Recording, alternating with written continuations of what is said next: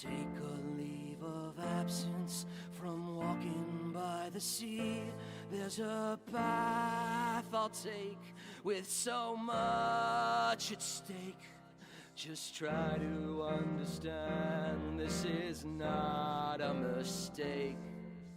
Underneath this heavy load, I'll travel through the moonlight, deciphering the code of the task at hand. Please just understand, I can't give you what you wanna know till I know. Where's the piece of this puzzle? I'm begging, please. Where's the answer? The world needs the void to keep us safe above the ground. I'll risk my life.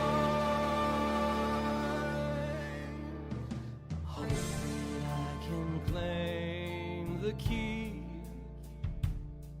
The key unlocks our safety from death eternally. Past the iron gate, I'll crack the code of our fate. Just try to understand, this is not a mistake. Until my lungs give out, I'll keep searching underground. The light will guide my way to reach another day. In the end, I cannot feel, I cannot feel.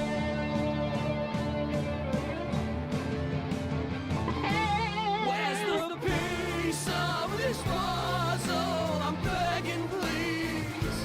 Where's the answer? The world needs the void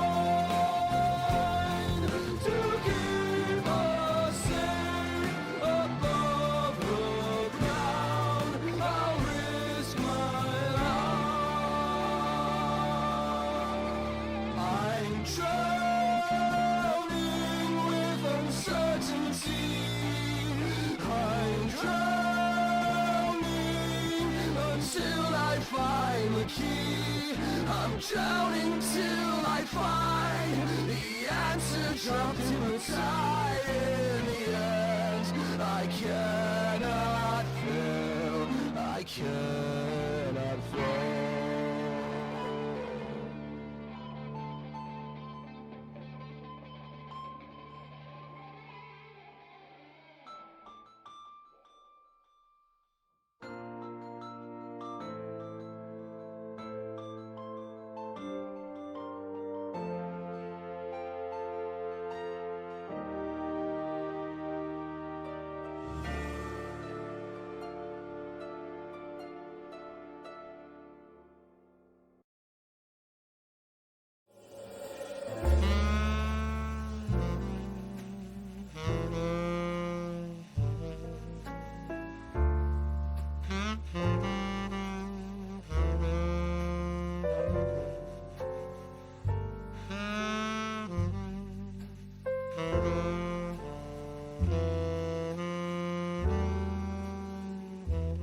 Hello, hello.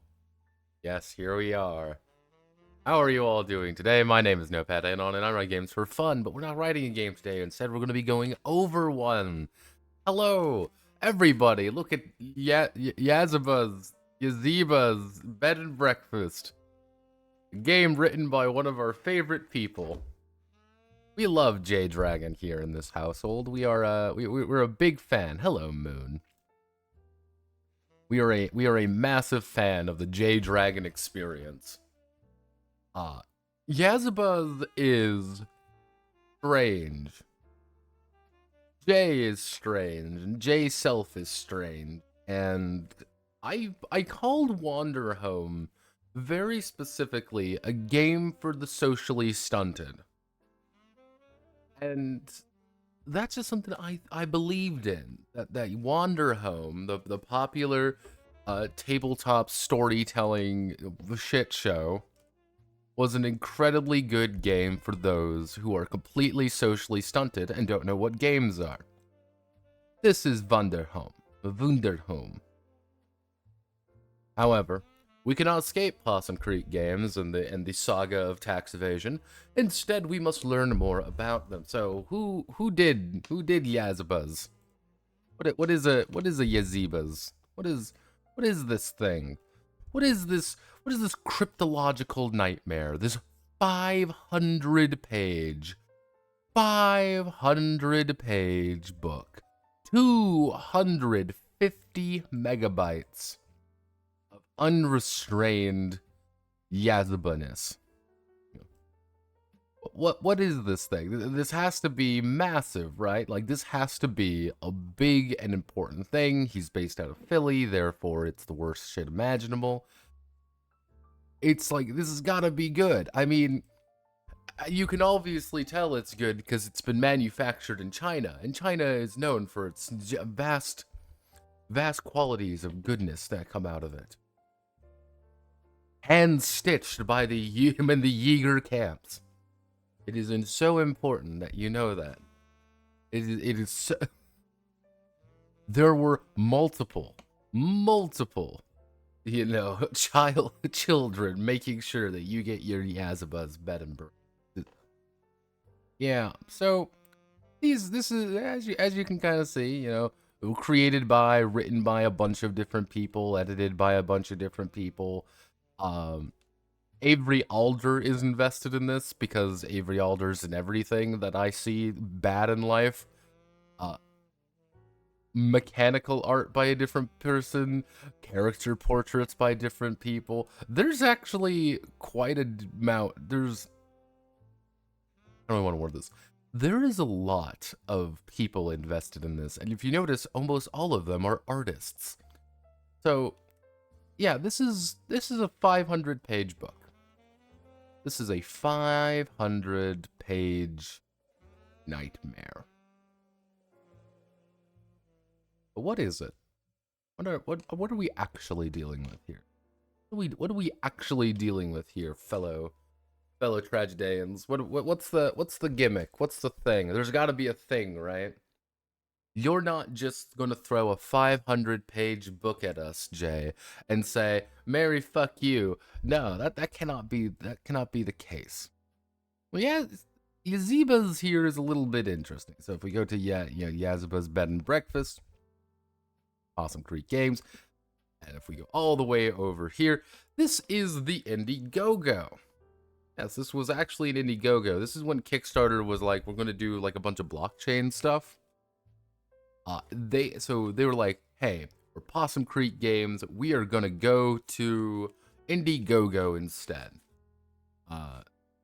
That's what they said. That's what they're going to do. I can guarantee you they will be back on Kickstarter relatively soon. So, this is a slice of life fantasy, queer found family, and cutting edge game mechanics. So, as a you actually get a hardcover version of this game. It's going to be about $60 or $70. This is going to be a very, very large version of the game. It's a very big game. Remember, it's 500 pages. It's a fucking tome. Now, you kind of see 48 chapters, 1 to 2 hour scenarios, 7 long-term residents, 50 quirky guests. Yeah, so we've got a free play kit and things like that. So these are the various residents. We will talk about the various residents that are going to be very fascinating. We've got a podcast set up. As you can kind of see, like, there's the hardcover version, there's the softcover version, there's the super special, super duper edition, the luxury box, and of course, the digital edition. Yes, for strange and mysterious reasons, Yazeeba is actually partnered with one multiverse. And this is kind of one of those things that's a little bit... It gets a little bit more fascinating when you look at it. This is Yazeeba's Online. So, you know, meet Yazeeba, the sold her heart to create the bed and breakfast, a cozy legacy game with depth. You kind of see here, these are all our cool characters. all our cool and quirky cast, who's cool and quirky, as you can tell. Change over time, tactile play. But then you start dealing with it here. Like, there's this entire thing of, like, pixel art, and you have to redeem keys and things. 30 guest 2 chapter only found in Yazeeba's online. Yes, there is actually content that you cannot access in the main PDF. There's content in the main PDF that you do not have access to. Sorry, you don't get to play with those characters, and you don't get to play those chapters unless you buy the online version. Unless you want to play Habbo Hotel Online Edition. You kind of see over here. Oh, it just broke. It's like this weird, like, Habbo Hotel game. And I'm like, oh, that's interesting. You kind of see how the way it develops. You see stickers and note cards, which we will get to. Stickers and note cards are very, very important, and you'll see like how a lot of this works. This is all incredibly important to the actual game. Legacy game. Hey, what did I miss? Nothing. We're just going over Yazeeba right now. We're just learning a little bit about it. So let's keep going. We got big digital edition. This is the big thing. So, hey, you want to get for $60, you get the hardcover book, digital download, the black and white soft cover version for only $15 version, fulfilled my TTRPG. The $90 shirts, like up to the $500 Witch edition, which, mind you, 21 people bought, by the way. 21 people bought the Witch edition, which you get a special book dedication, the full box set with all the hardcover, deck of cards, coins, tokens, ledgers, and the printouts, the digital download key, plus 2 enamel pins, plus the Room for Everyone t-shirt, 16x20 art poster, heartless sweatshirt, pariah plushie, and handmade bed and breakfast scrapbook.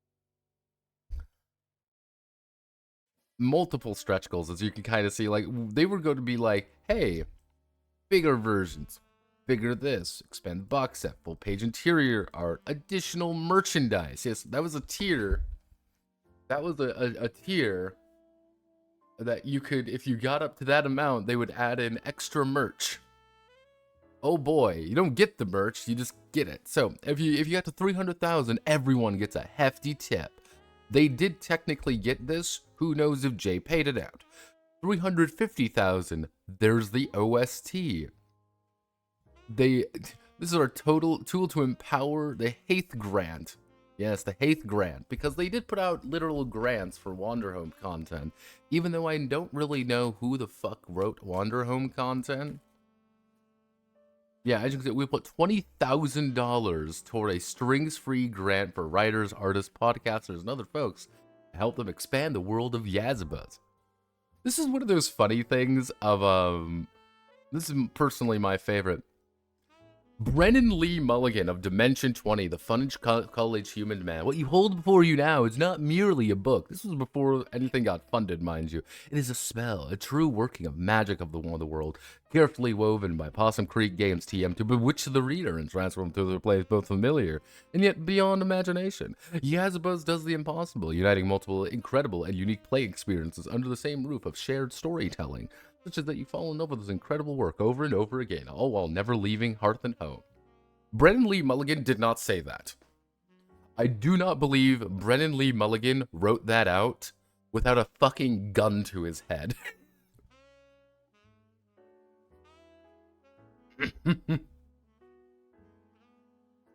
How much money did this KS make? This Kickstarter made $338,000. Yes, $338,000 dues. But then you get some like weird ones, like Banana Chan. She shows up. Gion Ship, Field Guide to Memory. Matthew Mercer has endorsed this game. Very important that Matt Mercer has It's very strange of who, like, the testimonials were so very bizarre to me. Because I don't actually know why. Like, I don't understand what this thing is. Because I'm going to tell you this right now. The fuck is it pathologic again? It's always pathologic, Manly. Thank you for following, Moon. Yeah, it's always pathologic because Manly, this is a very important thing. We're on an adventure. We're on something brand new. We're on something that isn't quite a game, but isn't not a game. Thank you for subscribing, Moon. Because Yazeba's, I don't know what this thing is. Because I'm not going to call it a role-playing game. This is important. I'm going to refer to it as a game, but not a role-playing game. Because you're just like the Ice Pick Lodge will never finish your punishment. Exactly. We're just actors in this theater. That's the beautiful problem, Manly. We're just all we are is energy. Yeah. James D'Amato, Grant Howitt, Avery Alder shows up. Multiple writers. Just to kind of give you the editors, Avery Alder was an editor actually. That's even funnier. All of the with itty bitty little help from Panda Printing, Drive Through RPG, Ship Quest, One More Multiverse, which I can guarantee you they got money from, and all these other wonderful things. All of this brand new press, articles and reviews, podcasts and VODs. We, of course, all of our, merchandise. Of course, you gotta buy all the merch. Come on, guys. Don't you want to buy your affordable plushie? Come on. Come on. Don't you want to do that? Don't you want to be completely in no way strange and one? Oh, look, it's Jay's dad. How did this get here? How did I find Rick's dad? Yeah, Rick Dragon. This is Jay's dad, by the way. I just want to bring this up because I find this very fascinating. Jay is, well, for lack of a better word, the son of a PR media mogul. And I mean that in the nicest way physically possible. He is digital marketing, social media, business, leadership consulting. He's had quite a few different things going on with this particular thing. You see, he's worked for McGraw-Hill, Social Marketability, Dragon Search Online Market Manual.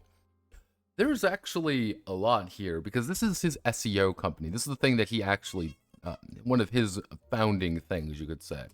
Dragon Search, Dragon Search New York. This is now called Dragon 360. This is a giant web platform about, digital agencies and ad stuff and PR and SEO nightmares. This is quite literally what it is. Yeah, no, this is his dad's company that his dad founded. Just thought that would just decided to throw that out there. Didn't want to. Oops. Dragon is their actual fucking surname. That's the funny thing. Not the oh yeah, Dragon is his surname. Yes, it is actually Dragon. Because for the longest time, I thought it was J Dragon was just a moniker. But no, that's his actual name. He never dropped his full name. His full legal name is J Dragon. Well, I shouldn't say his full legal name is, because it's Jay's legal name is Jay Self's legal name. I can't actually show you most of his tweets. I can show you this one. As you can see, Jay has blocked me because I'm a horrible human being that does like to refer to Wanderhome as a game for the socially stunted. You kind of see this, and also to prove, just to prove to people that this is definitely his dad, not just some random fucking guy I found being like, this is him. This is his Twitter. This is Rick Dragon's Twitter. If we scroll down here a little bit using my Possum Creek Games, you'll notice that he does follow a lot from like Possum Creek Games. He does a lot of stuff like that. He does talk to his son a lot. And I find that incredibly funny. And that's just the nature of the beast. Is he a bad person? No, I don't think he's a bad person. I think he is just an artist. I think he is a person who does things, and there's nothing wrong with that. Do I think his son is a complete ponce? And, well, do I think his son's a complete ponce who deserves little more than all the scorn in the world? Yeah, no. Yeah, maybe I do. Perhaps I do. John Dragon. Was his father a bad man? What? Knitter wasn't broken, his back. Bad dragon, you could say. You should die. Yes, this is the Possum Creeks Games itch.io page. Because they do have a DTRPG, because of course they do, DTRPG Yazebas, but Yazeba is not on there.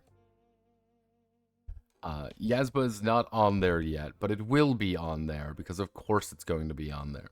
But yeah, this is everything here, so you want to buy everything here.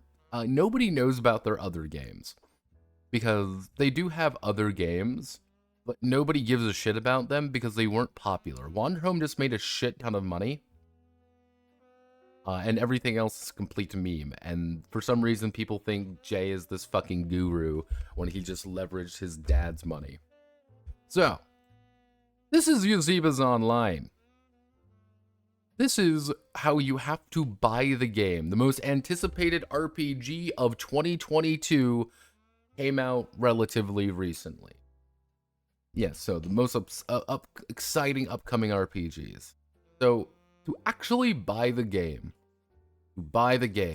you must buy the online version. It's pretty much important, like, yeah, honestly, amazing written RPGs is great read as well as fun. The VTT is sweet, but a bit clunky last time I played. Love the coziness of the Yazebas, the characters, the journeys, and the oh-so-real comic, tales it deals with. It's $25, effectively, to buy the game.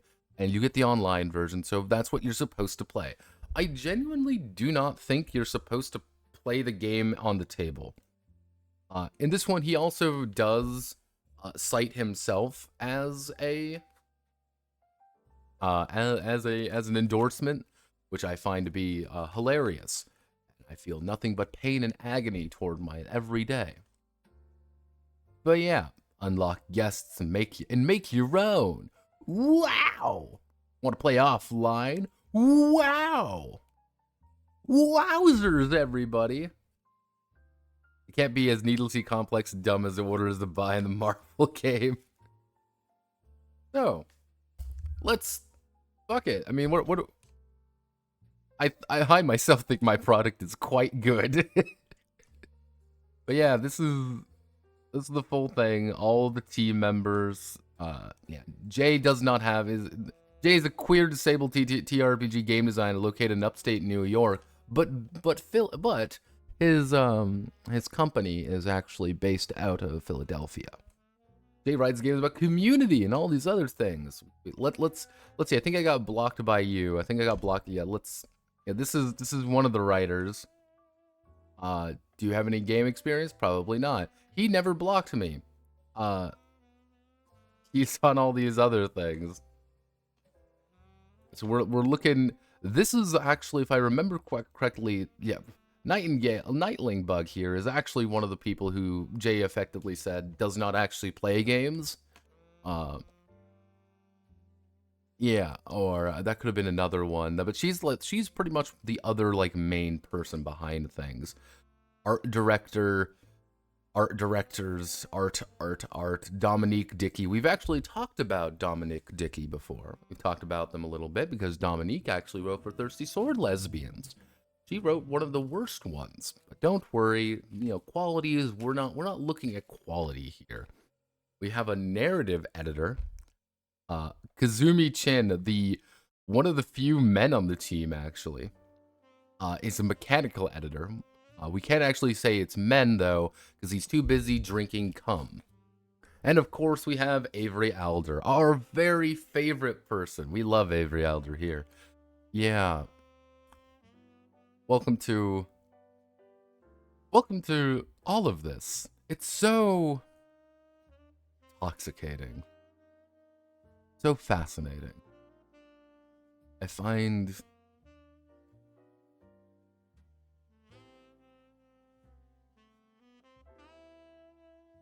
Notepad, you should endorse Notepad games. I think you'll be right up your alley. Ah, yes. Yeah, but, she's the camp counselor. That's even funnier. Because, oh yeah, Jay effectively lives at a summer camp. I can only assume for the, socially deficient, but... Yes, welcome to...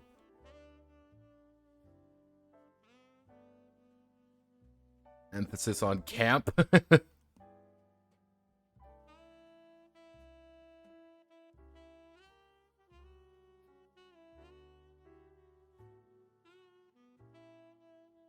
Mm.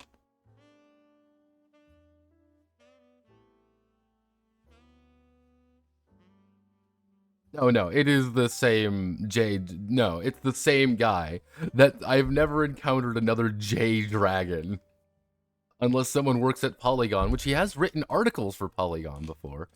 But yes, let's get into Yazeeba. Now, if you do notice, I don't have any character up here. You don't make characters in this game, but let's go into it. Now, I just want to get everyone on the up and up here a little bit. Yazeeba believes in non-linear storytelling, or as I like to call it, Jay's a fucking idiot. Jay's just a cretin. Because chapters are actually laid out as 5, 3, 6, 10, 7, 1, 14, 16, 18, 36, 21, 12, 9, 13, 25, 23. Then you have to go to the intermediate chapters. The intermediate chapters, by the way, go from, let me just get 29, 27, 22, 30, 63, 62, 63, 33, 15, 62, 22, 49, 46, 32, 67, 45, 37, 40, 50, 53, 66, 42, 75, 72. That's also a lie, because there are actually, spread throughout the book, other scenarios, other chapters, just in the middle of the book.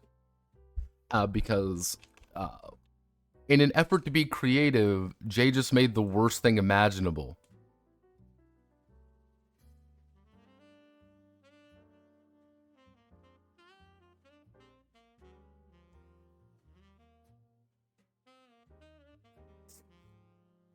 Oh yeah, it has pre-built specific characters. Think about the stupidity. Even if quadruple size, failed rider. Instead of Jay, it's gay. Kid goes guys. Like, what the fuck? Got him. I was confused. Schizophrenic. 756922727. I could say something super cursed here. I mean, nothing can stop you. But yes, they do have these little lore snippets about the characters. This is important because I'm going to tell you a secret.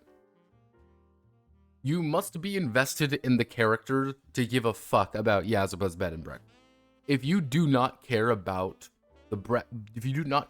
these characters, you will fundamentally not like Yazeba. So there's nothing that will happen. So, once upon a time, the world was cruel, and there was a witch who knew it well, and so she sold her heart to build a house in the woods, and the world could never find her. At the first, she would let no one into her fortress, but in a long march of days, a strange thing happened. In her own cold, stoic way, the witch made a friend, and then another, and then several more, until her house was teeming with colorful faces and complicated lives. The house would become known as Yazeba's bed and breakfast. It would last a very long time. So, the big thing is, no soliciting, trespassing, romancing, snooping, snitching, or unnecessary small talk. Room for everyone. It is always September 15th inside of the bed and breakfast, even if it's summer, spring, or winter outside, because September 15th is Yazeba's favorite day of the year.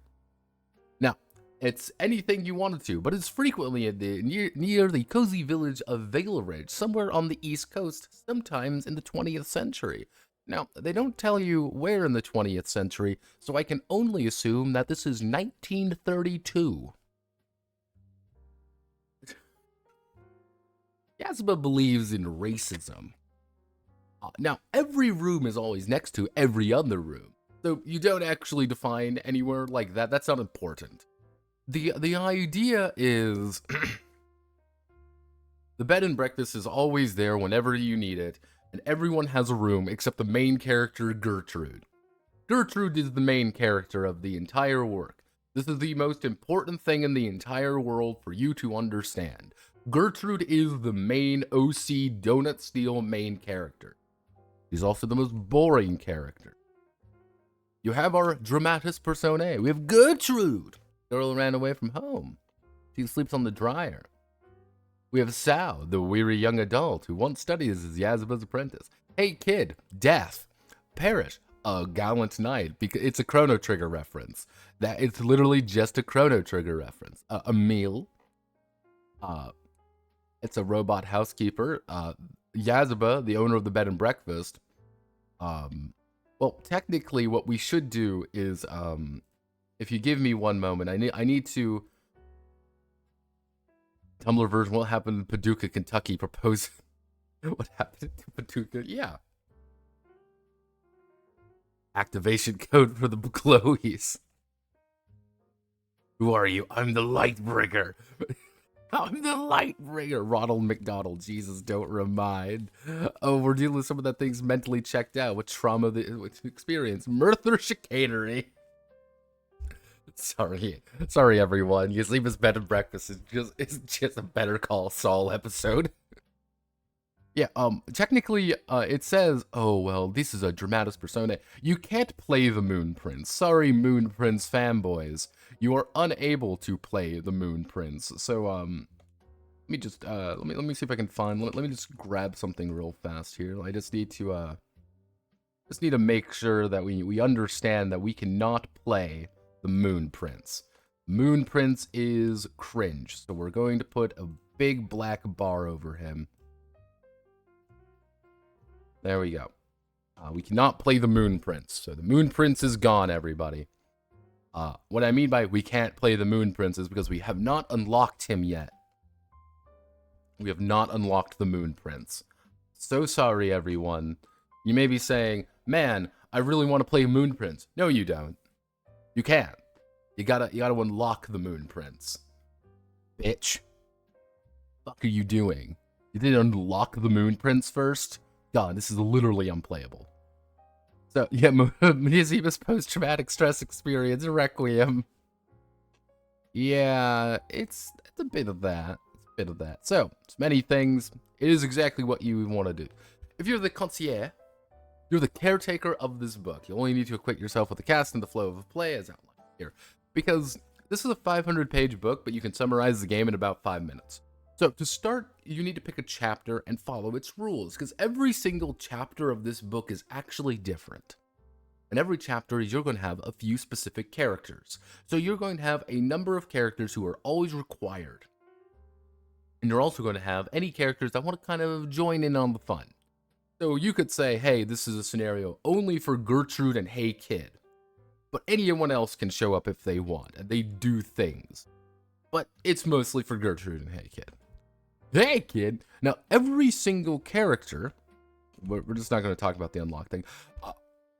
Every single character has bingos and whoopsies to show off their strength and indulge their weakness. Just say that to yourself. I want you to sit where you are right now, whether you're at work, on the bus, at home, wherever you go, and just say to yourself, bingos and whoopsies. Say it.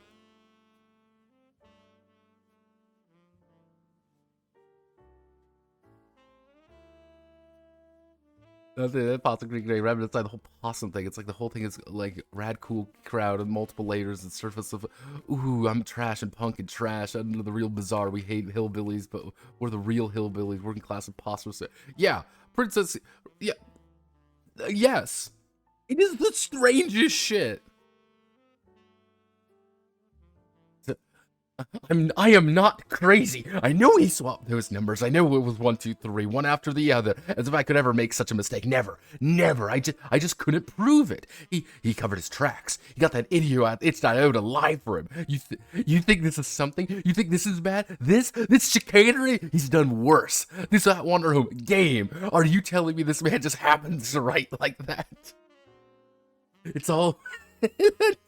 No, he orchestrated it, Jay. He defecated through an RPG, and I saved him. I shouldn't have. I took him into my own circle. What was I thinking? He'll never change. He'll never change. Ever since he was 9, always the same. Couldn't keep his pen away from the paper. Not our Jay. Couldn't be Precious Dragon, writing them blind. And he gets to be an author? What a sick joke. I should have stopped him when I had the chance. And you have to stop him. Well, that's the thing, Moon. This reference eludes me. It's Better Call Saul. The thing is, he does not believe that he's like this redneck trucker or whatever. He legitimately believes he's like this quirky little indie dev. That summarizes Jay perfectly, in fact. He is quirky. That is his entire personality, is Tumblr era quirky. I do not actually think he's a functional adult. I'm not being mean, Jay. I am being serious. I do not think you are a functional adult. Quirked up white boy. And it's such a strange experience, because he says, like, oh, I'm disabled and I'm all these different things. But it's like, how do you function? Like, as a real human being with, like, real people around you? Or are you just so fucking weird that you have to have this online presence always, because that's the only thing you actually do? I'm Jay Dragon, yo! So, hopefully all of you have said your bingos and whoopsies now. Need to do some housekeeping. There might award us a memento, and we'll put it on a shelf. Please also see if we can make progress on journeys and fill out tracks. That is the most important thing in the entire game. Now, there are residents, and these residents are a little bit weird. This is the thing. What you're supposed to do is that people pick the characters for their ability. You know, for the chapter. But there's never says that you're supposed to lock into things, and this was a thing I actually noted in Wanderhope. Where technically anyone can be anything at any time. So I could play Gertrude one time, but then you can play Gertrude another time. And they can act completely differently from one another for no apparent reason other than that Gertrude apparently has schizophrenia. So assume that every single person here is just a schizophrenic. And my new headcanon for the Yazeeba's bed and breakfast, which is canonical, that is the truth. My new headcanon is that by sheer technicality, every single Yazeeba's bed and breakfast is in fact a halfway house for the mentally deranged. And everyone is just various shades of fucked up.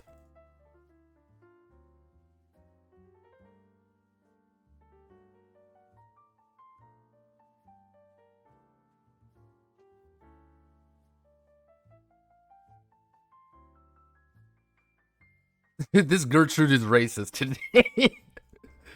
My Gertrude's a flaming racist. Yeah,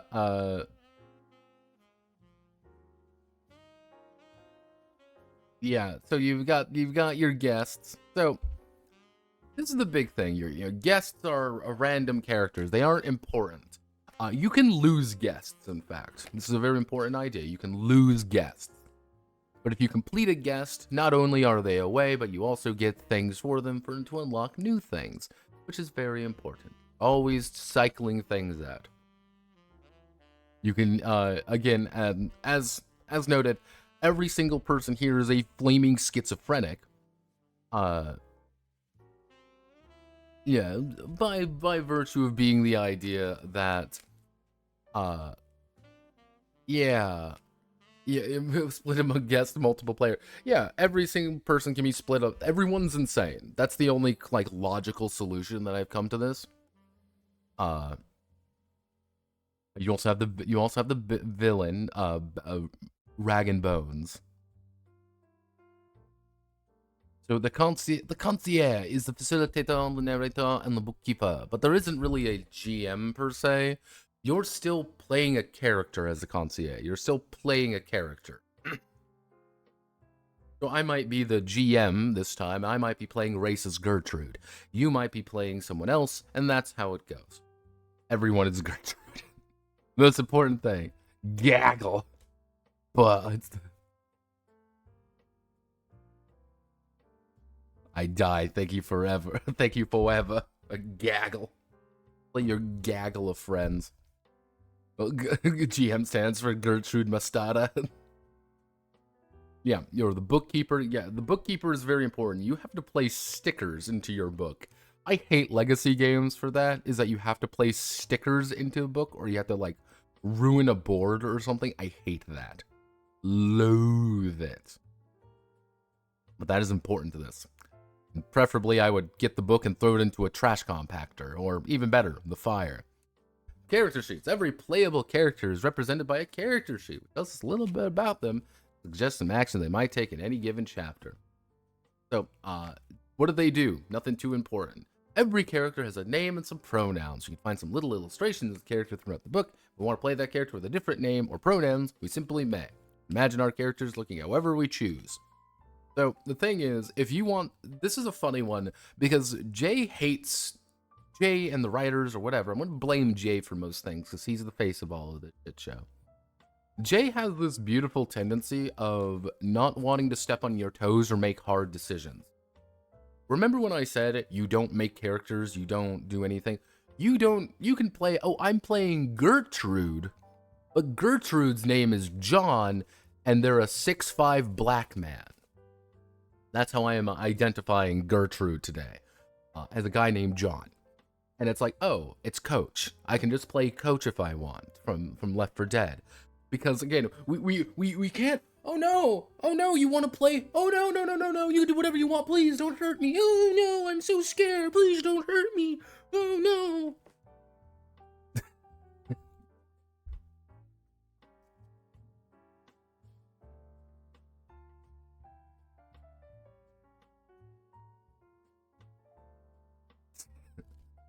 But that summarizes how this game treats you. The game does not treat you as a, as someone wanting to use this thing. No, you can do whatever you want with it. Please don't hurt me. I'm scared. Please, I don't want to be beat up. But you can't really change anything on the one multiverse page, probably. So you're playing their characters. Facts about me. Doodle spots. Doodle. Every character sheet has places you can just doodle. You do need to get paper clips. You gotta put keepsakes on it, because again, everything is a legacy mechanic. So if I'm playing racist Gertrude, and I've, paper clipped a bunch of things together, the next person who plays Gertrude is going to have to deal with all the trauma of me playing racist Gertrude. Then we also have our bingos and whoopsies. So, this is, how do I want to word that? Anytime you use a bingo or whoopsie to do something, you're doing it and you're solving the problem. That's how it kind of works. If a bingo, it's the right problem to have. Bingos are personal. One character's bingo might be another character's failing. Effectively, bingos and whoopsies are things you do. They're moves written by someone who doesn't understand what moves are. So, either bingos and whoopsies. Do a bingo or whoopsie will usually cause something to happen that moves the story forward, as defined by the rules for each chapter. Cookout for trouble. Parrish whipped out Sweater's bow, bouncing the edge of the barbecue, trying to keep his balance on the spatula. He may have bitten off more than he could chew. You haven't even started the hot dogs. Hey Kid whined, getting impatient and giving up. We're never going to eat. It seemed like there may have been a version of an explosive meltdown, with licks of hellfire peeling off their feet, with Parrish noticed with an alarm with it were hazardously close to the bag of charcoal and half-empty container of lighter fluid. Normally, Parrish would refuse to let this impossible task, but in the face of danger, he acted quickly to rescue Hey Kid from peril. Maybe I could use a hand, he mused. You want to be an apprentice grill master? Hey Kid is bright to me because they love to watch, learn, and copy. Okay! Parrish handed the spatula and clambered onto the shoulder to supervise, dispensing a bit of fatherly wisdom. Alright, we're gonna flip the last two, just like the ones I already did. You're gonna make it beautiful. Clean grill lines just like those. Grillamindaro. Grillionaire.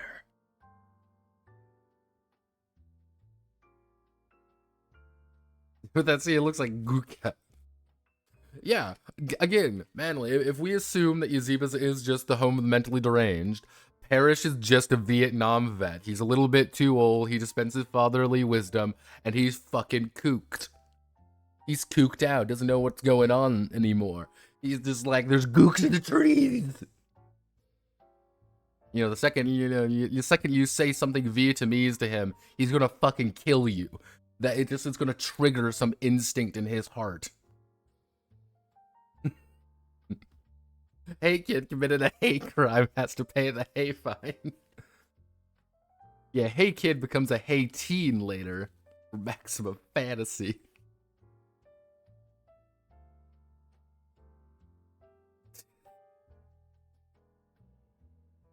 Hey, did you know Dear Player that you could write on paper? I'm very clever. So every resident and guest has a journey. Now, this is one of those bigger legacy mechanics. Everything you're doing is you're building up a journey, working on a new song, learning powerful magic, getting out of bed each morning, something's going on. You're struggling with it.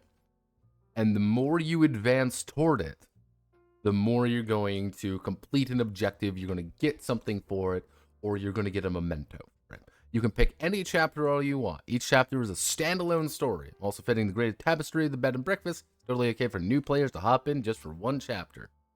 So, there are tags though. Anytime you have a locked tag, you can't play it. Fuck off. Go away. You want to play this thing? Fuck you. Fuck you and the horse you rode in on. What do you think this is? A game? Fuck you. Fuck you, Leatherman. I'm gonna deal with this. Frantic ones, however, you just need tokens. You need coins, effectively, and you're going to need to quickly use a lot of coins. Relax, you need tokens to play. It's an easy time, imagination running wild, lazy summer afternoons, and ready to see. Pensive, you need tokens to play. Those ones. It's a time of thoughtful contemplation, meandering conversations, campfire philosophizing, and festive winter rituals. If it's eerie, you need a deck of cards. Woo! If it's a party, it's for large gatherings of people. The quiet has a maximum number of players for small gatherings. If it's weird, it uses the game mechanics in an outlandish or especially offbeat way. And if it's heavy, it's dealing with explicitly real-life themes. Oppression, danger, or trauma. Gonna be real sad. I'm gonna be real sad if you do this. So, chapter rules. Everything has different rules. So each of them are gonna be divided into sections. You know, be like, hey, how do we play them? What extra bingos and whoopsies we might have? Where the chapter's going to end? What do we have to do? Do we need to fill out tracks? Do we need to fix checklists? Do we need to have different outfits, menus, all other things? Well, we have to read through all the sections as a group and play out what's going on. The biggest thing, though, is you're going to be filling tracks. I'm going to present to you the main game. Congratulations, this is the main game. Whatever you're doing, you're going to be checking off the tracks. The more you advance toward the end of a track, the faster you are ending the thing. Hey, I want to do something. I want to wash the dishes. You're going to be click, click, click, click, click on the tracks. Usually there's something going wrong, however. You might need to get a list done, but generally speaking, tracks. That's the big thing. It is a role-playing game. Says what your character says and does. Work together and see what happens. Make a big mess. Because if you play every character as just normal human beings, it doesn't work. You legitimately need to have characters act like morons. Hence why you have Hey Kid, who is legitimately designed to be a shithead. He's a shithead child and deserves to be strung up from the rafters. I mean, deserves nothing but love and affection. In Jay's case, a little bit more than that. Hey Kid, game mechanic. Ooh, I spotted blades in the pie chart. God damn chart, damn it. Yeah, you like blades, don't you? Come on, princess.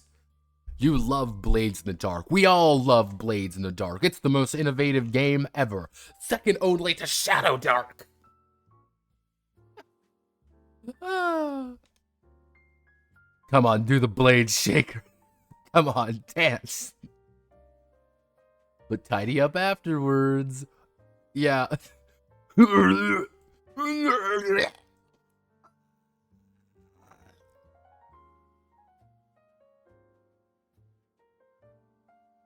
Protocols for safety. This is entirely written by Hey Kid.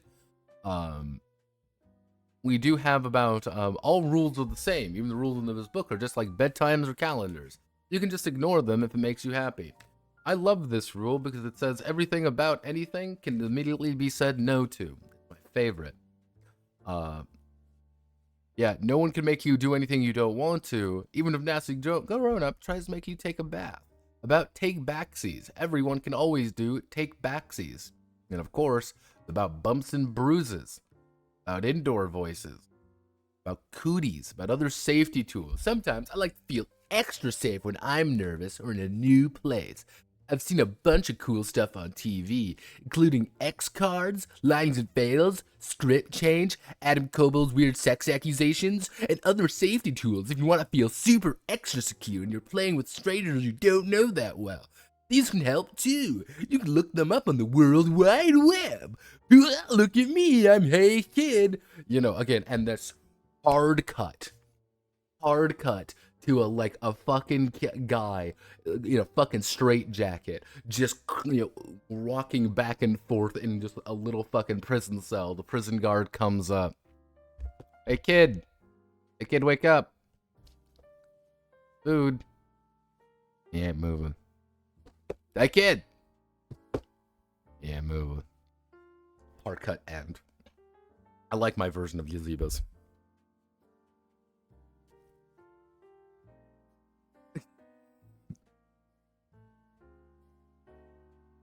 I've always puked too much this year, so I'm unfazed.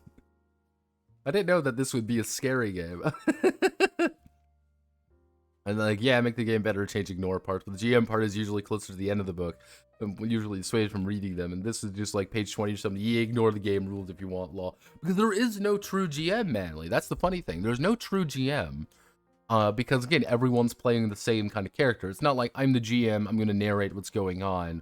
I'm not necessarily playing a character, I'm playing a little bit of everything.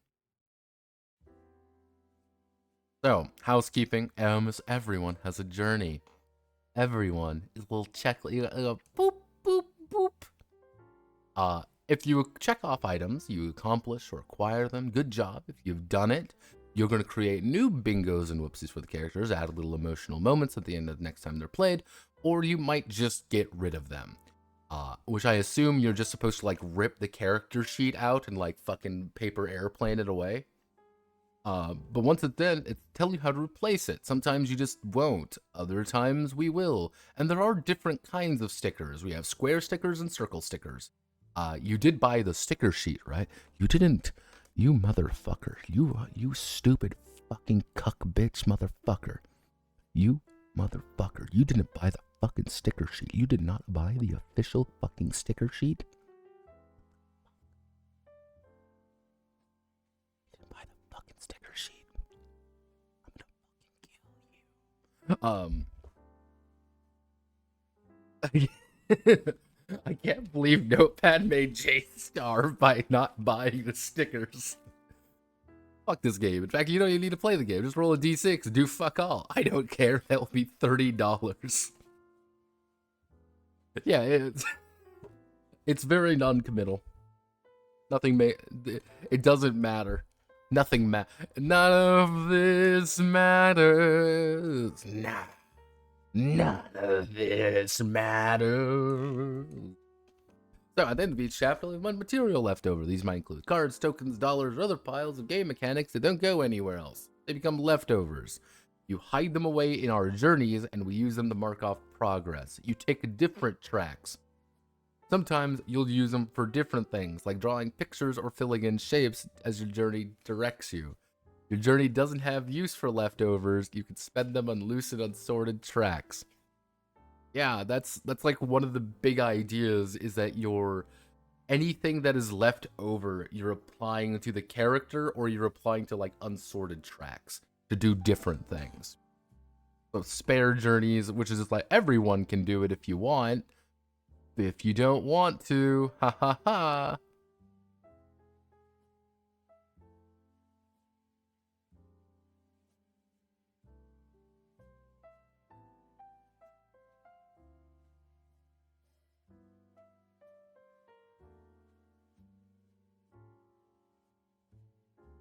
Keepsakes, on the other hand, we discard them and use them for keepsakes. Like paper clipping thing. Uh-oh. You can always choose to jot down a note about something feels important. Had a fight with Sal and is still mad, for example. Turn it into a keepsake. The idea is, if things happen, you pass it on to the next person, effectively, and you paperclip it together, and you're putting everything together, because it's a giant fucking legacy nightmare. That's all it is.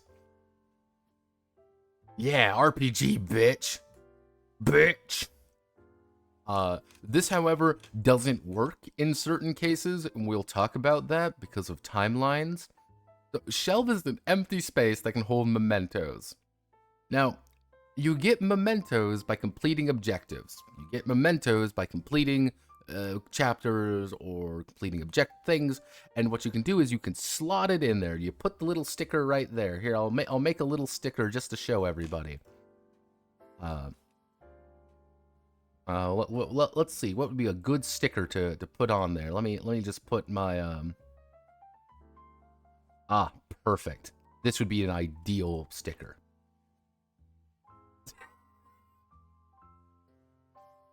So if I put my sticker right there,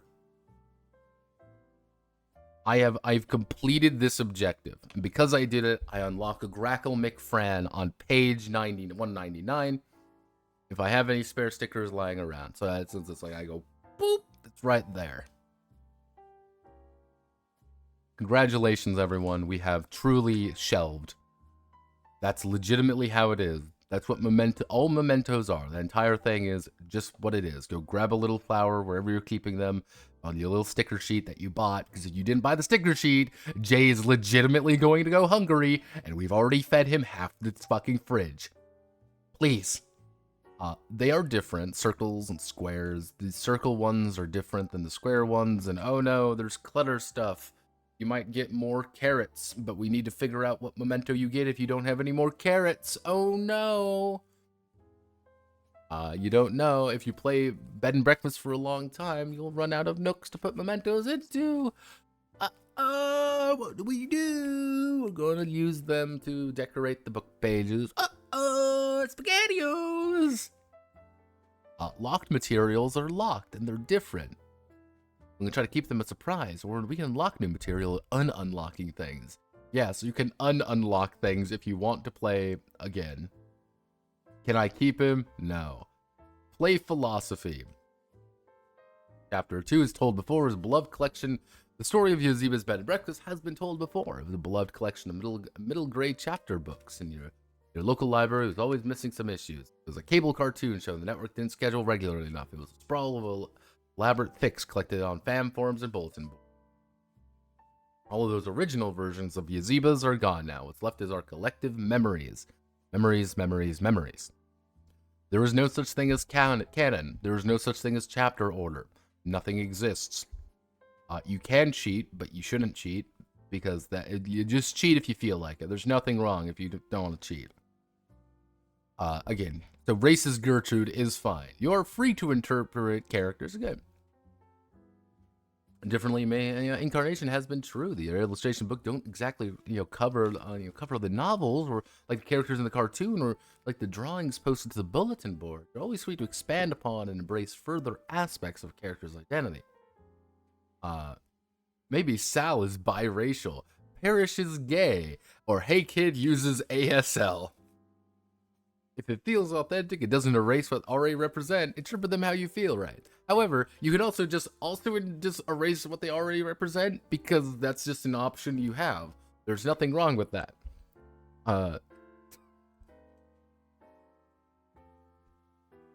Yazeeba's is 500 pages, generally so fucking over. This will take forever. It really won't.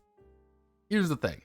Advice to the concierge, how to be a facilitator, preparing your first game, making a ledger. You need a ledger to be like, what do you have? Stacks of papers, binders, and just like character sheets when not in play, and a bunch of other things. It's a lot of things of setting up situations. As you say, like, oh, the concierge can, describe Sal's room as being a bit dirty. And it says, no, it's not. I'm playing, Sal, and I say, fuck off. Fuck off, fuck off, Clanker. My thing is beautiful. And you're like, all right. The bookkeeper. Just tokens, cards, coins, things. Everyone's different. Oh boy. If you're playing online in the one multiverse, role-playing app TMCR, you're going to be doing something completely different. You'll be going on to the special page of 46. You're playing a big party, work for these things. Hey, you're writing stories? Hey, don't think about it. This is completely different. You want to do a small gathering? Do a quiet one. You want to play online? Use different things. When PSA, when surfing the World Wide Web, beware of hackers, fishers, cyberspace warriors, crypto worms, and the trolls. As you see, Abstract Notepad did make an appearance here. I deliberately put him in there to represent me. You don't have to read if you don't want to. It's genuine. It's just gay fiasco. Fiasco at least has something interesting with it.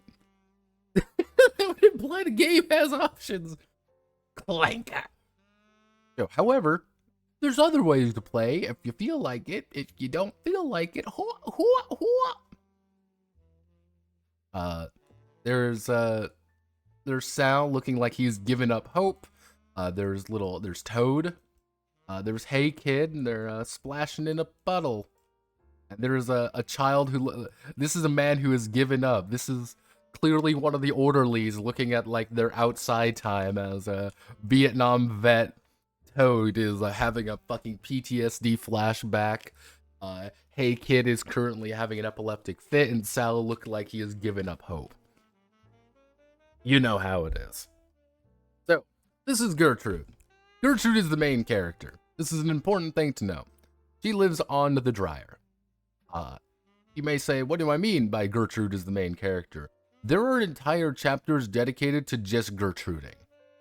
And of course, we interpret Gertrude as the most appropriate version of her. Let me up.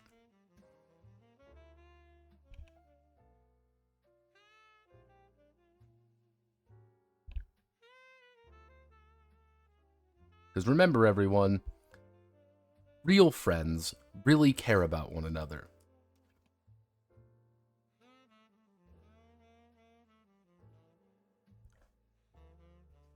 Now, racist Gertrude is a masked teenage runaway who uses she/her pronouns. Pick me if the world is big and full of secrets. We need to navigate tangled feelings, and you feel a little nervous or unsure. This is like, she is quite literally this is your first time playing Yazebas. Oh, I'm Gertruding,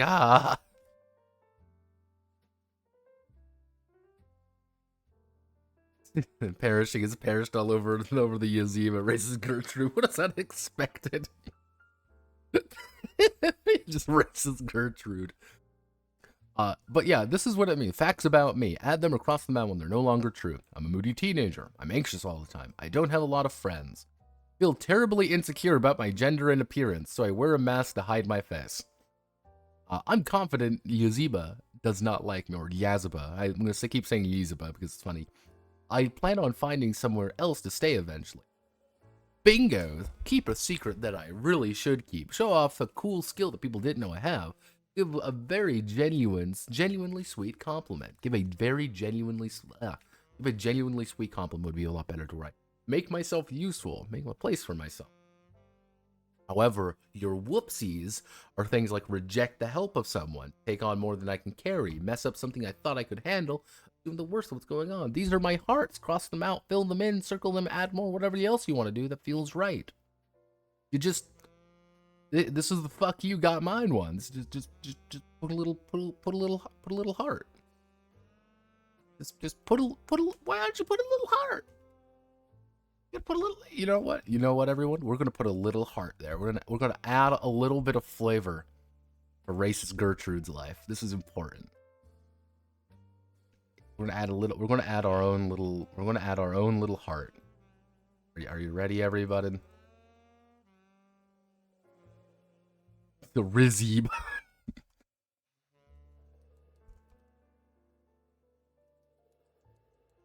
Like, we're just gonna add just a little Just a little. Just need to add something just to make sure that Grace's Gertrude is, you know, the Aryan nation's strongest soldier. Because if I've learned anything in my time, there we go.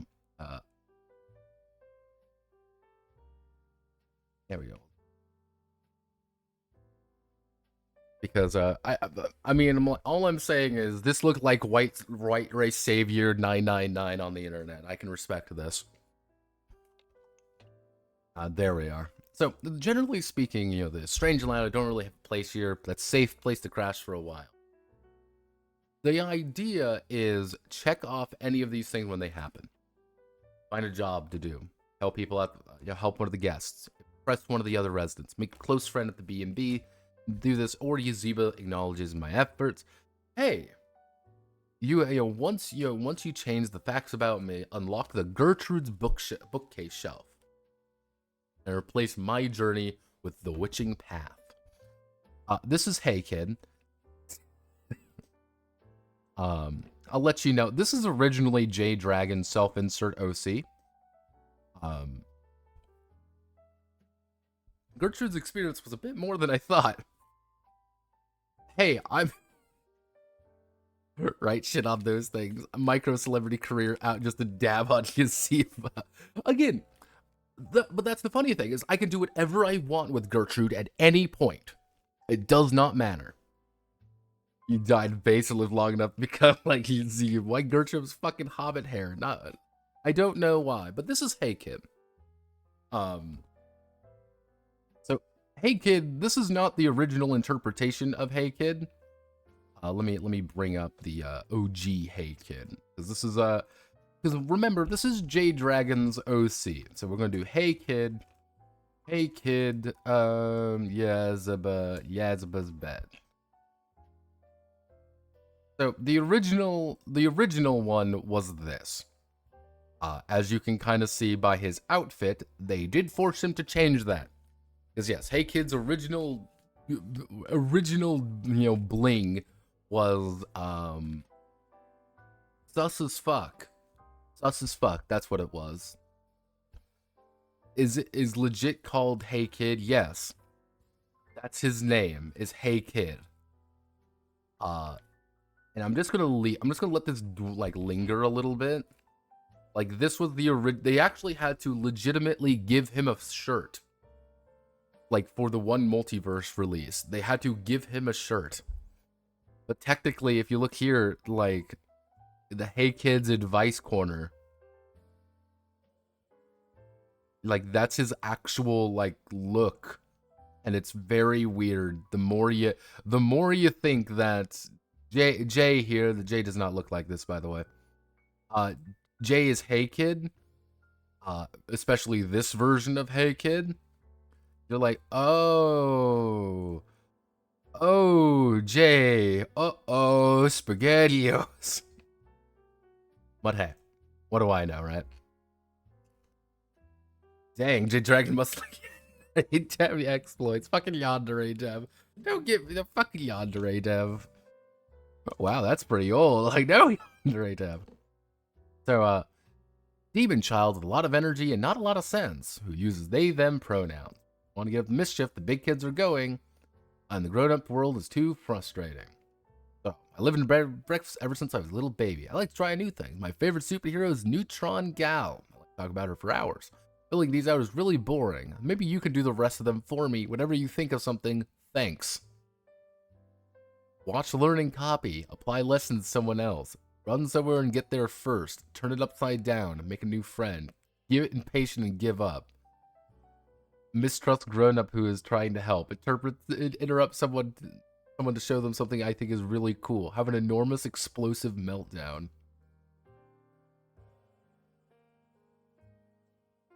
Increase these 5 stats in my radar chart like they're 5 tracks. Every time a mature stat maxes out, turn to the Hey Teen section. Here's Sal. Hello, Sal.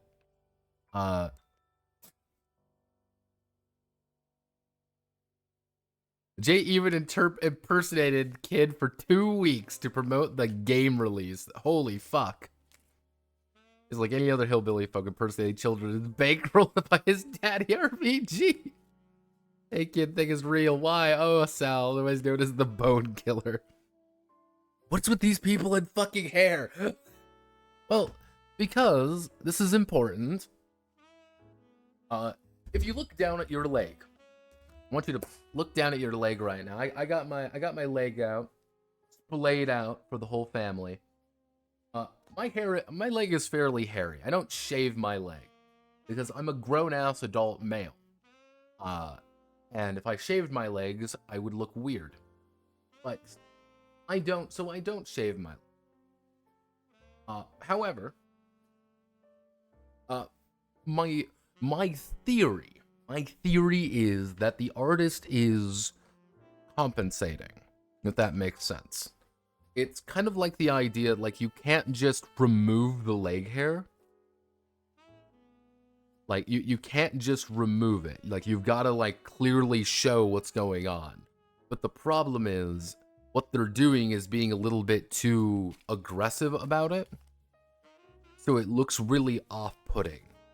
It looks like they are a fucking Wendigo. Oh, you know, they are, you know, like, fucking digimorphing into a different, you know, fucking monkey animal. Like, I'm not saying this being racist. I'm like, it's very strange of how, like, why it is this way. That's like one of the things I first noticed.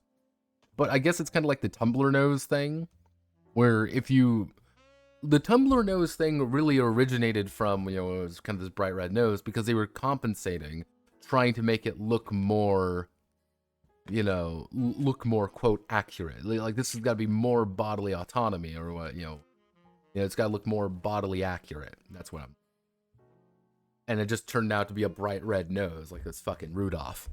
This is, I think, the same idea. I don't think there's any malice behind it. I don't think anyone's got, like, a hair fetish or something. You don't understand? I can't relate to good-looking characters because I'm a gremlin who eats Cheetos 24/7. I had to make all the characters fucking weird, obese, and ugly. Yeah, that's the problem. But, you know, nobody draws, you know, leg hair when they stylize shit. But that's the problem. Like, the issue is that they're not trying to stylize it. Like, this is just what they look like. There's a normal character. You can even see that up here. Like, Sal still is incredibly hairy. But, like Gertrude isn't, because Gertrude's thing, you know, Gertrude doesn't need to worry about any of that. That's not the thing, though, because we're not trying to be accurate there. You know, hey, kid, I'm like, all right, he's a weird fucking demon child. Fuck it. Like, Sal just looks odd in that regard. Answer to questions that Rolling Bones magazine probably asked. Right now, I'm night porter at bed and breakfast. Not 100% sure what that means, but mostly involves kicking it behind the front desk, not necessarily at night. I did used to be a witch's apprentice. I don't really talk about that. I drive a van I've called the Flying V. She's old and funky. She's the love of my life. I'm probably the greatest rock star the world's ever known. I'm just putting in my dues until I get my big break. I play guitar and sing. I know my way around electric basses, violins, pianos, the harmonica and tambourine, and the jug. Jacob and the Screamy Beanies, ZGG, Daily Stig, Wormstonk, and Vivaldi.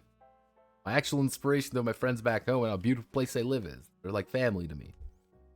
I like to think of my music as being post-rock prog, first wave acoustic ska, moon funk, dark indie pop, synth bass, core wave, soft metal, you know, bad beach music. Bands knows all around. It doesn't matter what talented you are, you know the right band, or if you know the right bands or whatever. Yeah, this is a dude, by the way, so I can respect that. You know, it's a dude. Bingos and whoopsies. Fake confidence, coast on by, fail to follow through, laugh about it. But my bingos support someone creativity, speak from the heart, light up the world, do it again, but louder. Poor boy at a rich girl's school, now something in my own rule. Milk, cheese, peppers and onions, kids snacks, no caffeine. Snacks!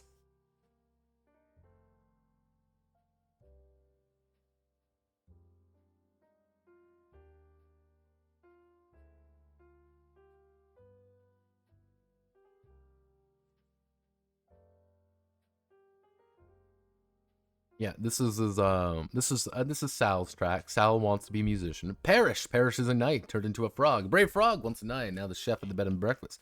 The flames of chivalry burn bright in your heart. Someone might need a bite to eat, and you have a terrible pun you need to tell. A recipe for Perish. Reheat one brave young fellow until gallant nightly. Braise lightly over dragonfly. Introduce one princess cursed to be a frog and kiss. Form the knight into a frog, trading out the princess. Banish. Serve slightly disillusioned with spite to taste. Feeds as many as there are guests at Yazeeba's bed and breakfast. Good chefs. Good knights. But for a good frog. I'm always looking for a new recipes. Bingos and your whoopsies. As much time as I pretend I'm getting the spry young frog, I'm getting older. When my track fills up, write down a telltale sign of my age on my sheet, and gray spots, stiff joints, need glasses. Or and replace my journey with the glory days. Here's a meal. A workaholic robot housekeeper. This is their thing. They do programming. Core wave. Gertrude's just comically obese. Like 80% of the characters are obese. I'm not joking. Most locked cares. I think the demon and the frog are the only ones that aren't more fat than people. Core wave. I need to shake this person. Boys at a girls' school. Sure as a sentence. Paris is a veteran of the psychic wars. Again, that's the beautiful thing with Parrish, is that you can just replace it with a Vietnam vet, being like, yeah, you go there, you try to save someone, and you fuck up, and everyone hates you when you get back. I went off to join to be a hero, and all I came out was being a fuck up. I'm like, See, it immediately becomes more interesting with Parrish. So, this is a robot. When the track fills up, erase it. Choose one. Add a line of programming. Cross out a line from the program. Alter a line of programming. And every line of program that has been altered, replace this journey with error code 13x. Get passive aggressive. Look closely at complicated tangle. Make someone's life easier without them realizing. Yeah, so you can change their programming. Get it? This is Yazeeba. Facts about Yazeeba. Yazeeba traded her heart for the bed and breakfast, which explains her cold and sometimes cruel behavior. Not that it's any of your business, she'd snarl.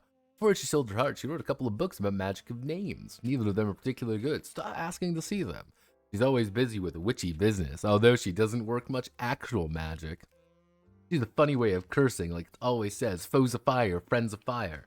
Or something else that starts with F.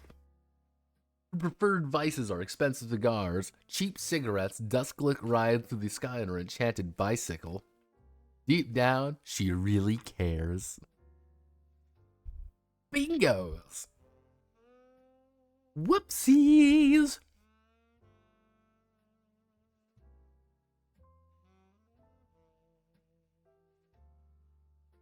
My esteemed hostess, my fearsome employers, my dear friends, you can be a real stinker. Check out these whatever you're mean to one of these people. Gertrude, Sal, the Moon Prince, Parrish, a guest who deserves it, a guest who doesn't, someone who can take it, someone who can't, yourself. You start tapping all of the boxes are checked off, you will lash out at everyone around you. Use your whoopsies often, weigh your bingos down with heartless spite.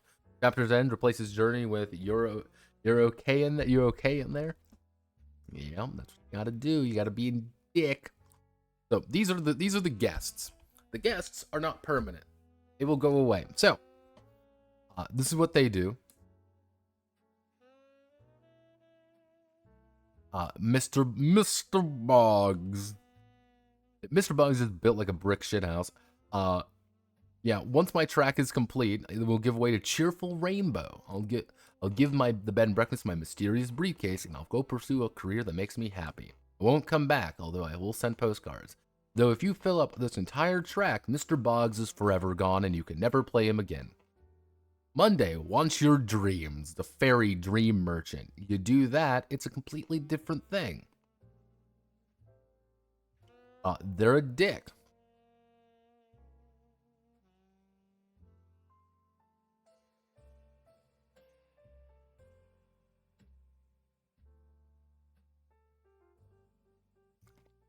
This is the Lady of the Lake. She uses she, her, they, them pronouns. Hide behind hair. Dredge up what's best forgotten. Whenever my track fills up, erase them all and check off one of the boxes below. Reconsider my pronouns. Pick a new name. Try something I've been scared to. Get a whole new wardrobe. Once everything is full, I'll cut my hair, give the bed and breakfast a legendary sword, and leave. I can come back whenever I want with a spare journey. Be very different from I am now. First of all, Percy Combustion. We don't care. The rabbits in the garden who wear little outfits.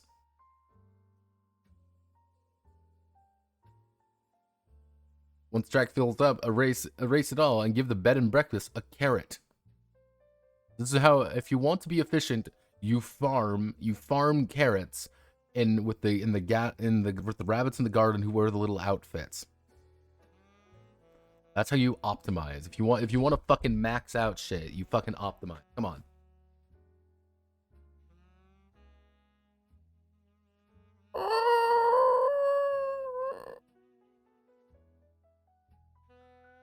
Of 1990X. You know, obsession with pronouns will be weird to me. You know, Mr. Boggs is literally a Sigma character.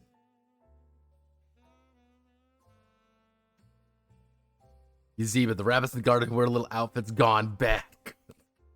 Well, yeah, this is Rag and Bones. Rag and Bones is like the closest thing to like a villain Yazeba's had. Once my track fills up, I'll steal Yazeba's spellbook, cast the apocalypse incantation, and bring about the end of the world itself. Then I'll leave the bed and breakfast. Everyone else can consult when the world ends within the forbidden envelope. At any time, anyone can clear my entire track and force me to start over from the beginning. Yeah, so effectively, if you're playing Rag and Bones, you need to cause the end of the world as you know it.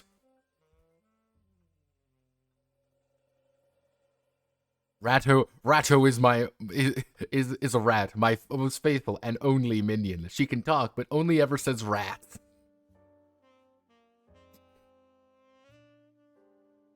Too idyllic, something scarier than me is easily distracted and careless. Run off something I'm not supposed to have. Reveal my entire plan.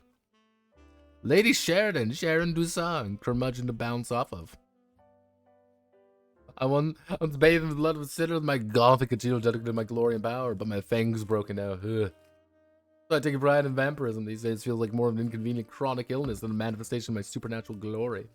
I have had a few friends throughout my long and tormented life, but Yola Orlander is among I treasure dearly. We spent afternoons sitting in the back porch of the bed and breakfast, joking about our past and gossiping about Yazeba's goings on. Ooh. Once my track fills up, I'll see if I have any friends left at the bed and breakfast. If I do, I'll erase my track and remain. If I feel like I have no reason to stick around, I'll depart, giving the bed and breakfast a pot of tea as I go, never to return.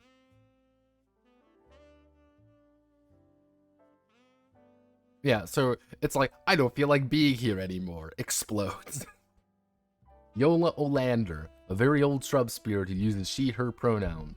Whenever my sprouting fill, I erase it all and give the bed and breakfast a teacup and fill a segment of the Getting Old track.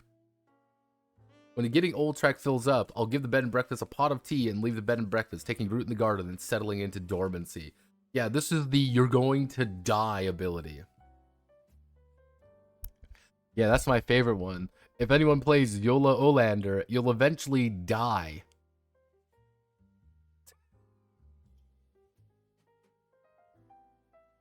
Yeah. Day, Bab, I'm gonna away and drink with my friends. Have a rotten day. Just ignore my win con. Go, Mr. Bones, do it. I believe in you. Just ignore my win condition.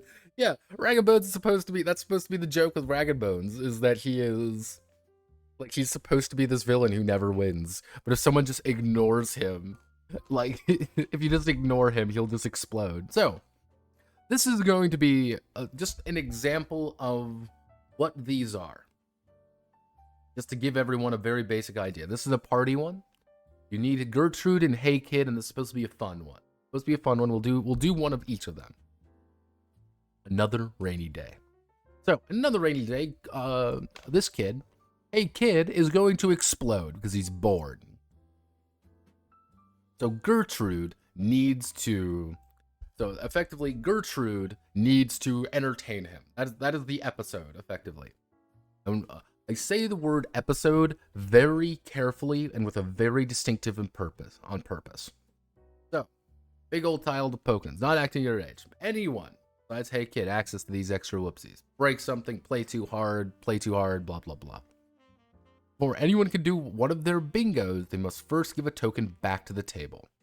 So you do a whoopsie, you do an oopsie doopsie, you get a token. I spend it to use one of my bingo. Welcome to tokenomics, everybody. Congratulations, he's rewritten Wanderhome. Except worse. I didn't know that was fucking possible, but he did it. So, these are inside games. So anyone but Hey Kid does a bingo, they can suggest and set up an indoor activity to, burn off Hey Kid's energy. Floor is lava. Double dog dares. Slide down the stairs. Jump over a stick. Build a pillow fort. Just wrestle. Make up a game. Once this is off, you can just say, ask Hey Kid what they want to do. Because Hey Kid's going to explode. He starts with 6 special tokens. So he starts off with 6 tokens. Gives up a token whenever someone tells him, has to give up a token whenever someone tells them to be calm, wait up, and listen. Hey Kid has some extra whoopsies they can do right now. Hey Kid runs out of tokens, they explode. They immediately get 8 tokens, mark a track on their journey, and describe the devastation to the bed and breakfast. Now, this is the interesting bit. You're using the same premise. Anytime Hey Kid uses a bingo, he's burning a token. Anytime he is doing a whoopsie, he is burning a token. He is getting a token back. Everyone is trying to do is build up the number of tokens he needs to effectively do less damaging whoopsies. But he can't do any bingos. If you're playing Hey Kid, you want to do bingos, obviously. To burn off your things so you can explode faster. You can quite literally get into a prisoner's dilemma in this game. In this one. Where Hey Kid wants to explode constantly because he finds it funny, so he's just going to keep doing bingos. If he keeps doing bingos, he's going to explode and cause untold devastation to everyone around him because he is an IED. He's IED the Wonder Dog. You may be wondering, what does Gertrude do in this? Nothing. But Gertrude's the main character. Because once he hits 13, Gertrude can bring the chapter to a close at any point thereafter. Hey Kid didn't explode, gets an original Hey Kid artwork. 2 tokens to everyone who played with him, and keeps half of what they have left. We use these tokens as leftovers during...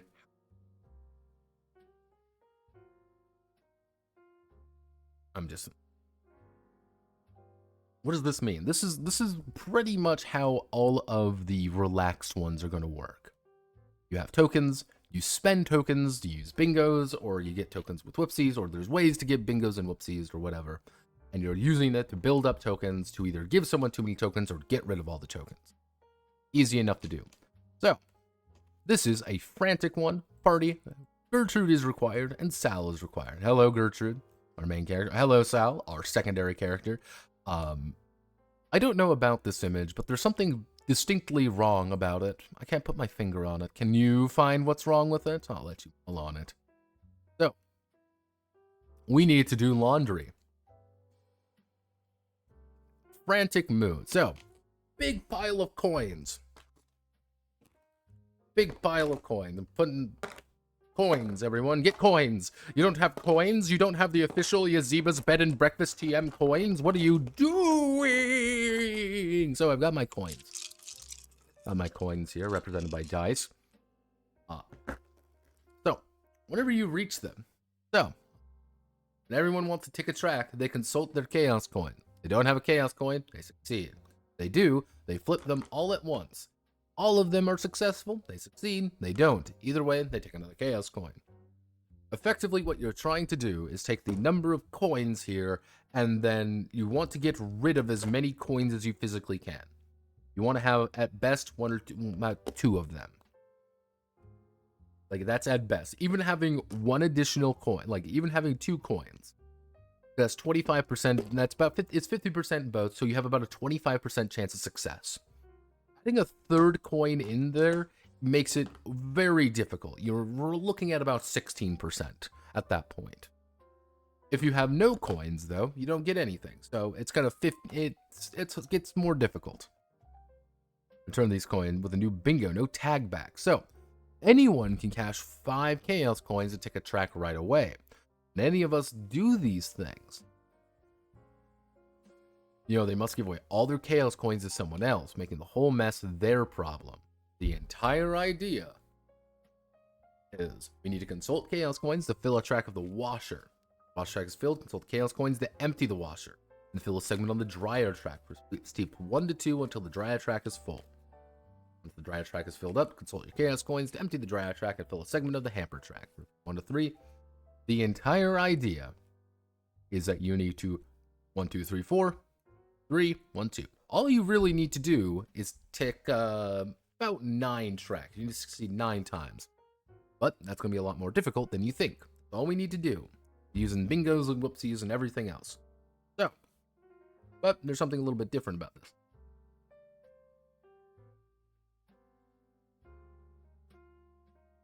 The optimal way to play is you build up 5 coins. And you build up 5 coins by attempting to succeed and things going wrong. And you hand it to somebody else. That's what you do. You hand it to somebody else's problem. So you have 0. So what if you have 0? You automatically tick it. That's the optimal way to play.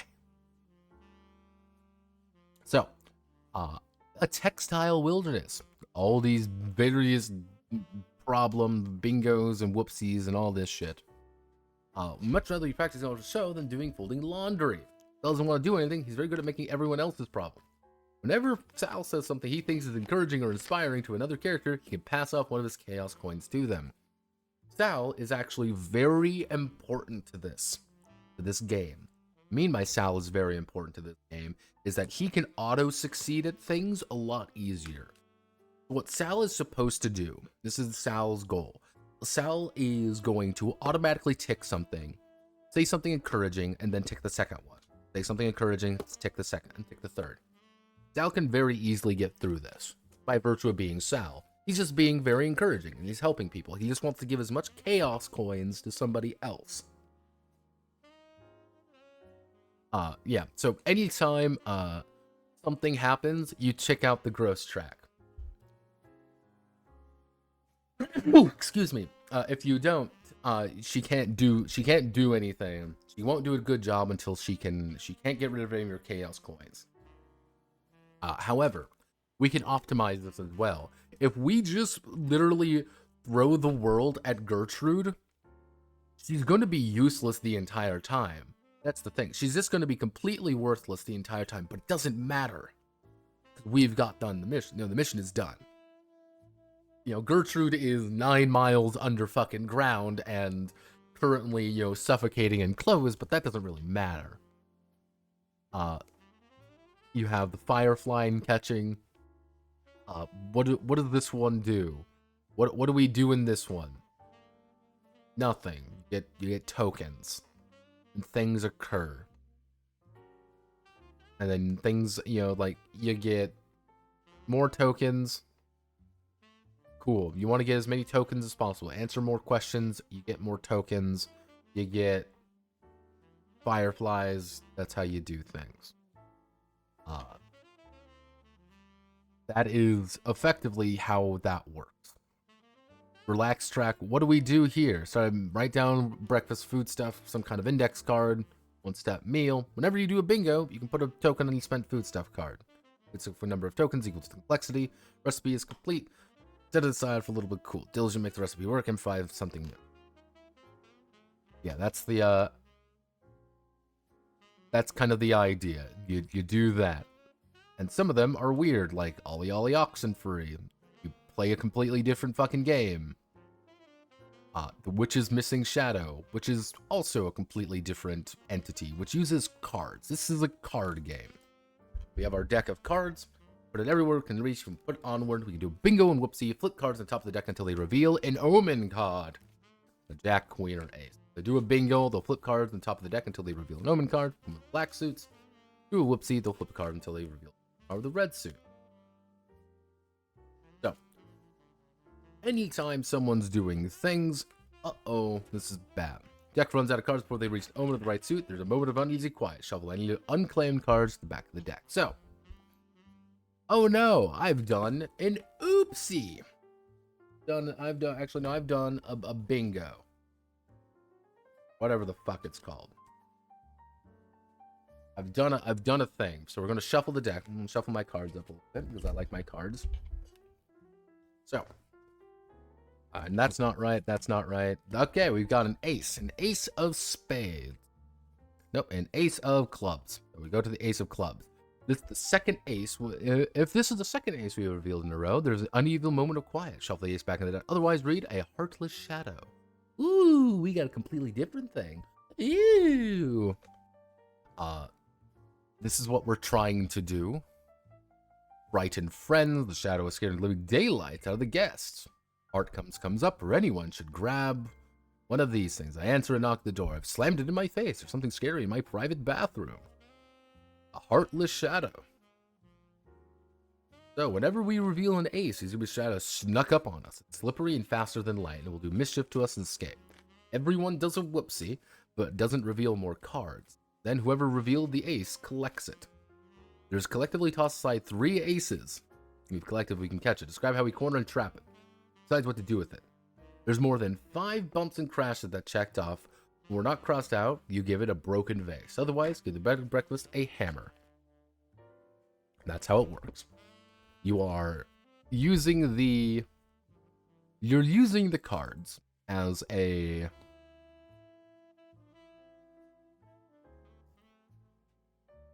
pretty much as these omen cards, and things are occurring, and you're trying to get more things to happen, but sometimes they don't, and sometimes they do, but it doesn't matter. This is I would say, canonically speaking, Gertrude's birthday party is the first one. This is chapter 1. This is the most important chapter of the book. We learn about who Gertrude is. We learn about the frantic mood. What do we do with the frantic mood? And the entire idea is we're trying to build, already has the gift you've gotten. Second guess yourself. Preparations being very suspicious. Everyone does things. Cards again.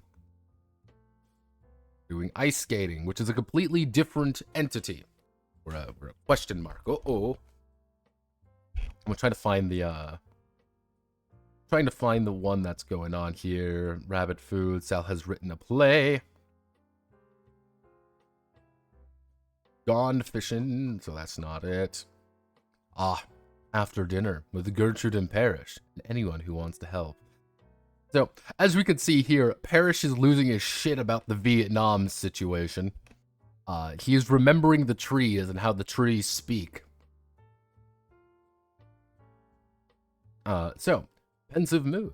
We'll read through and select questions to write down on the index card and then place that many tokens on each of those questions this chapter asks for. These questions need to be picked away at. Anyone who does a bingo or a whoopsie can collect a token from one of these. Keep it if they did a bingo. Give it to someone who can learn from their mistake if they did a whoopsie. Just the cook. Parrish at this moment feels like he's choose one of the. Do people just want me around, or am I just useful? Can I be more to keep this? Can I do more to keep this place afloat? How can I match everyone else's excitement? Needing space. Gertrude isn't good at being social. Do I give enough to my place here? What can I do to take up less space? Should I get a real job here? How many dishes are left? 15 tokens. Unlike other questions, you may ask this one aloud and as many times as you like. Once all the tokens have been removed, the dishes are done. Chapter will end with fitting in. Just break it, change the subject, lapse into silence. Uh-oh. And each one of these are slightly different. Starts with no tokens on it. What am I supposed to fit in? 6 to 12. 20 or more tokens to a full answer out loud or in your head, then write a question down on an index card attached to your character. Got it. Pancake Wars. It's the Pancake War. Frantic mood. Choosing side. Contested territory. Yes. Yes, Hey Kid has established his own hotel. And that's the entire thing. You're doing a completely different thing.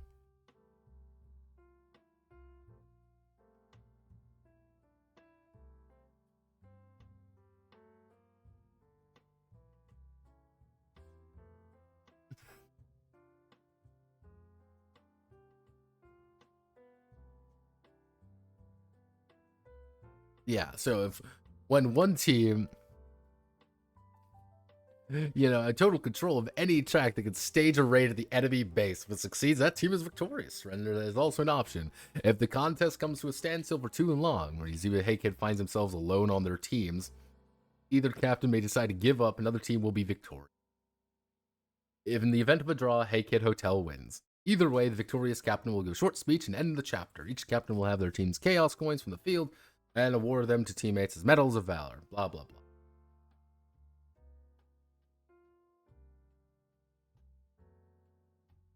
If Yazeeba wins, the hotel is a little too cold and not quite fun enough, and is abandoned by nightfall. Goes a guising because it's Halloween. Halloween's a completely different thing. Ta-da! Oops. Everyone's being sad with one another. Whoops. Ta-da!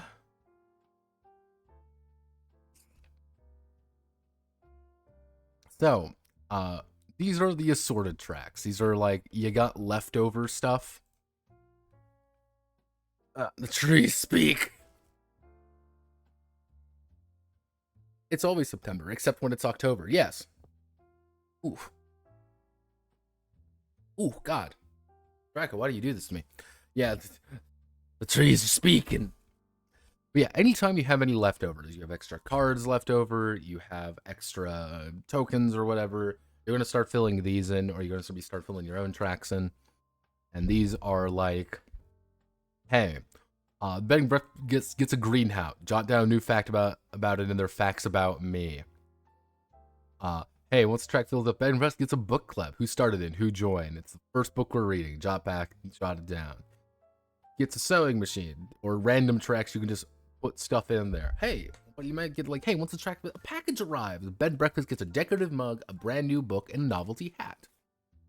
Erase all the tracks and and tell everyone who your package is from. Book of Magic, new coat of paint, roof retiled.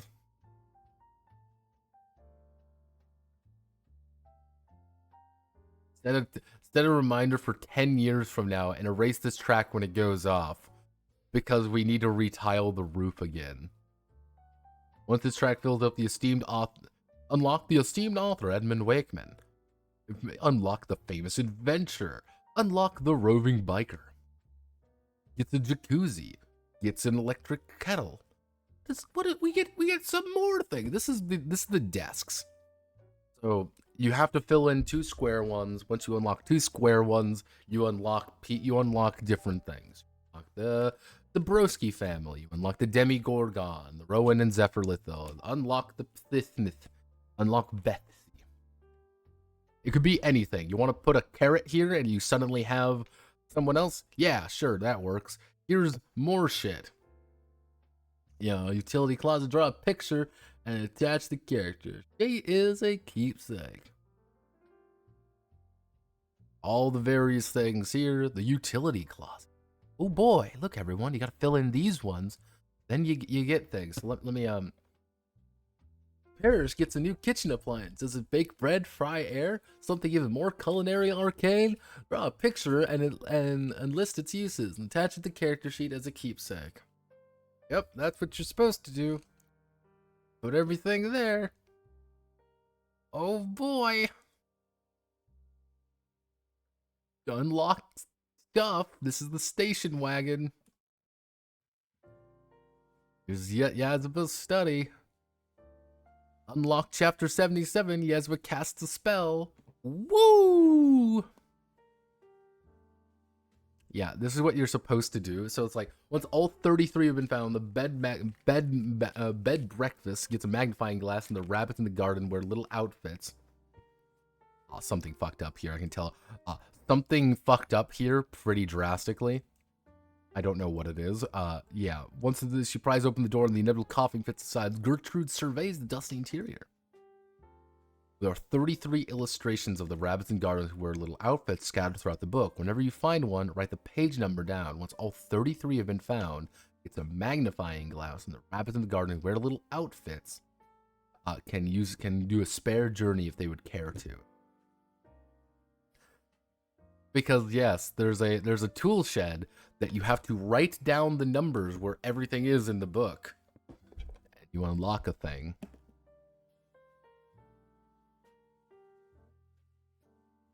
In a span of stream, I've had 7 rush duels. Infinite more fun than this PDF will provide. I don't know what you're talking about. This is so much fun. There's more. There is an absurd number of these. And remember, we can always optimize. Wow, crouching to dust my where Emil swept. Whoever this suite is for. I hope that I get to meet her. The shelf is locked, but if Gertrude ever gets her own room at bed and breakfast, we can start filling out with nooks and mementos. Ew, the own stone wall. There's Sal again. Hey, it's Salin time. These are the locked characters. Yeah, technically, this is the locked character. You have to unlock the Moon Prince. The Moon Prince is from the moon. I was raised to become the next ruler of the moon, but I'm never going back. My mom is always keeping me safe from harm by monitoring every second of my life.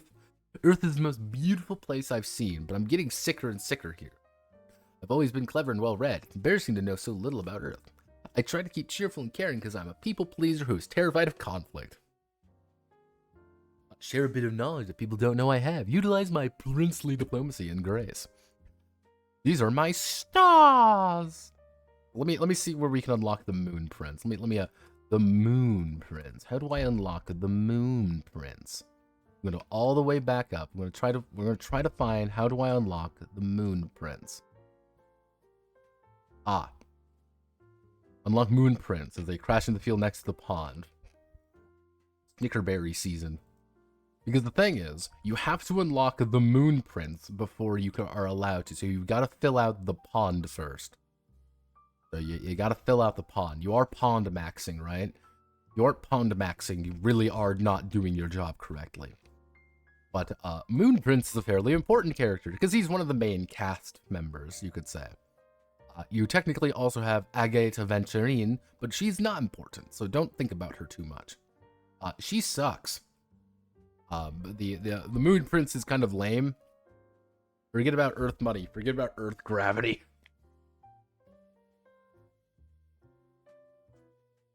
Utilize my princely diplomacy and grace. Hello. Now, you unlock a character. You can use them in previous scenarios, but you would already have to do 3 scenarios to get to use them. So people are already probably going to find themselves comfortable with other things unless someone's like, I'm going to Moon Prince max real fast, BRB. The whole thing is pre-written story with progress controlled by resource management. I was wrong. This isn't Gay Fiasco. It's Fallen London, but horrifically worse in every way. Yes. Once we get through these ones, I just want to kind of rush through some of them because there are some ones that are kind of interesting. You get like the old troll, which is like, oh, all right. The old troll can just die. Alex Dulligan, they're lame, they're fat. But you have to draw in tattoos on them. That's kind of cool. There's just a fucking, yeah, there's just an angel that shows up. There's a cat. And all of them do have their own little tracks. This is what I mean by there's literally chapters in the middle of the book, effectively. And like this is like just a completely different chapter that you can play. Completely different. And you can unlock treasure chests. The Candle Princess, because I too liked Adventure Time. Crookneck the Pumpkin Boy. The Dabrowski family. Lily and her dad, Bill. Yeah. Exhausted young wizard in training. Use shelter. You see her and her oblivious dad. Finally. Lily puts an idea on the book she reads. Comes up with a quick solution to a sticky problem. Bill happens to do the right thing.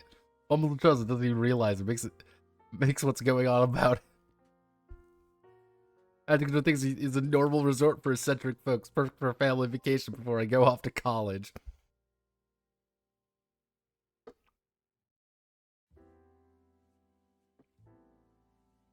Yeah, Phil an extra second. My dad and I are close to each other now. Once Phil's up, we'll give bed and breakfast at football and leave bed and breakfast.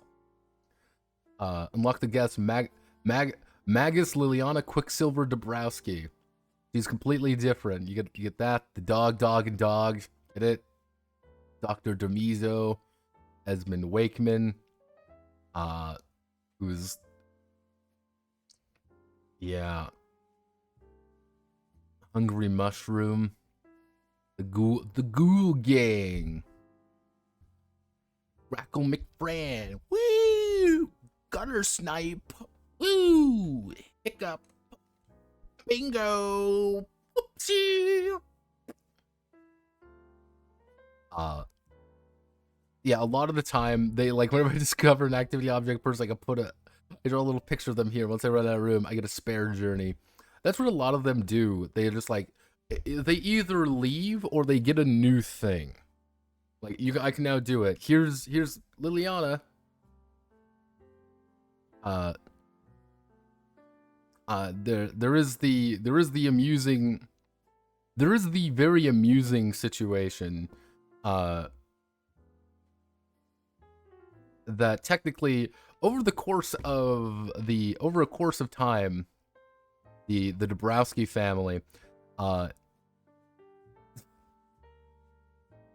somehow an exhausted young wizard in training uses she her pronouns. However, when she comes back, she does in fact adopt the they them pronouns. So and appears to yeah, I don't know what's implying here. I think college makes you more oh god, what the fuck?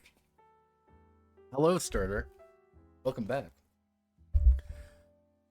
Lily has a beard. It was a man all along.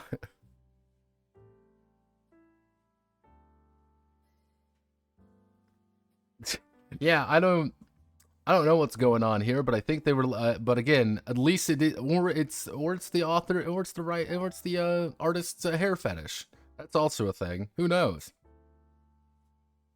Yeah, I must cross earlier sentence out. If I have at least 6 sentences, something happened. Hi, Lucille. A Selkie lifeguard who uses she/her pronouns. Little smiling Susie. And Z them pronouns and the ghost Z found in the VHS tape with she/her pronouns. The ML 3000 with Meal Their Double and Yazeeba. Yep, this is a completely different adventure. Very important there. Freelance life. This is like the only normal looking person. He's just a werewolf, Muckleberry, mud puppies, evil moon prince, Nimbus shadow side. You get it? That he's evil? That's the joke. Esteemed polynarrator. Rowan and Zephyr Ooh, the Silk Whisper. The Stag of the Great Hunt. The huge and enormous monster. The Tom Tom. You didn't have to cut me out. The Essentia 2000? It is a Yick memento.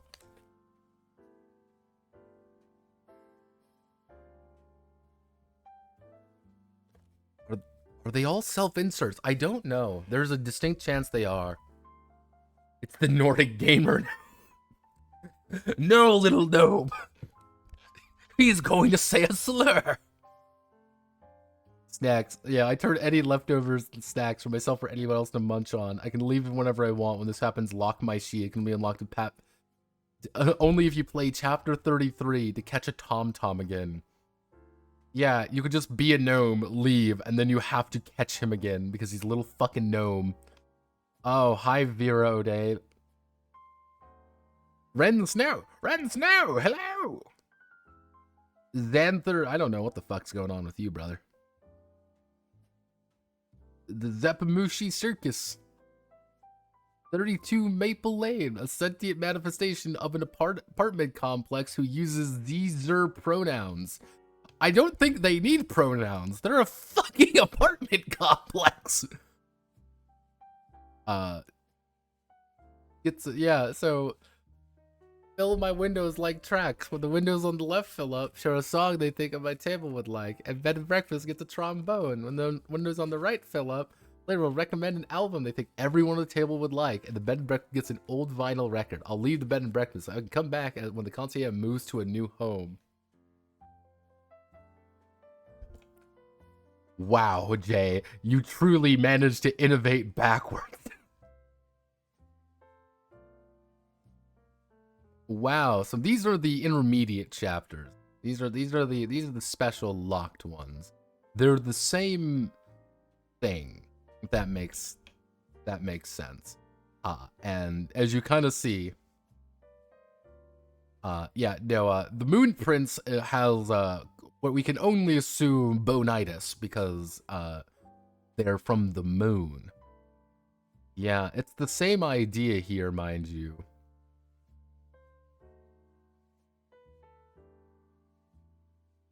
A trip to the waterfront. Oh boy.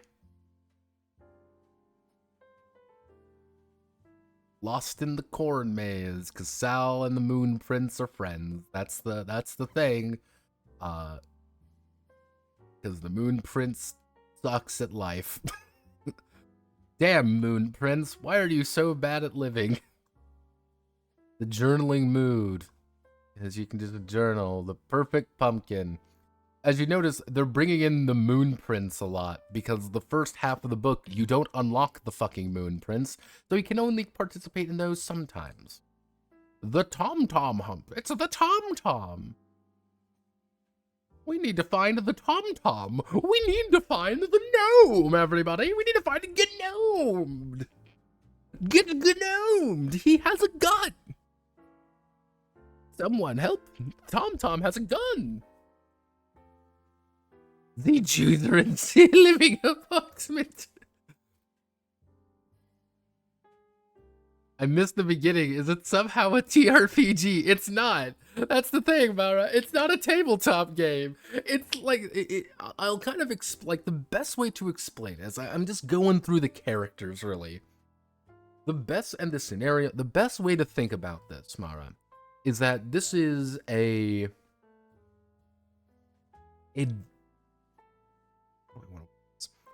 you don't play characters.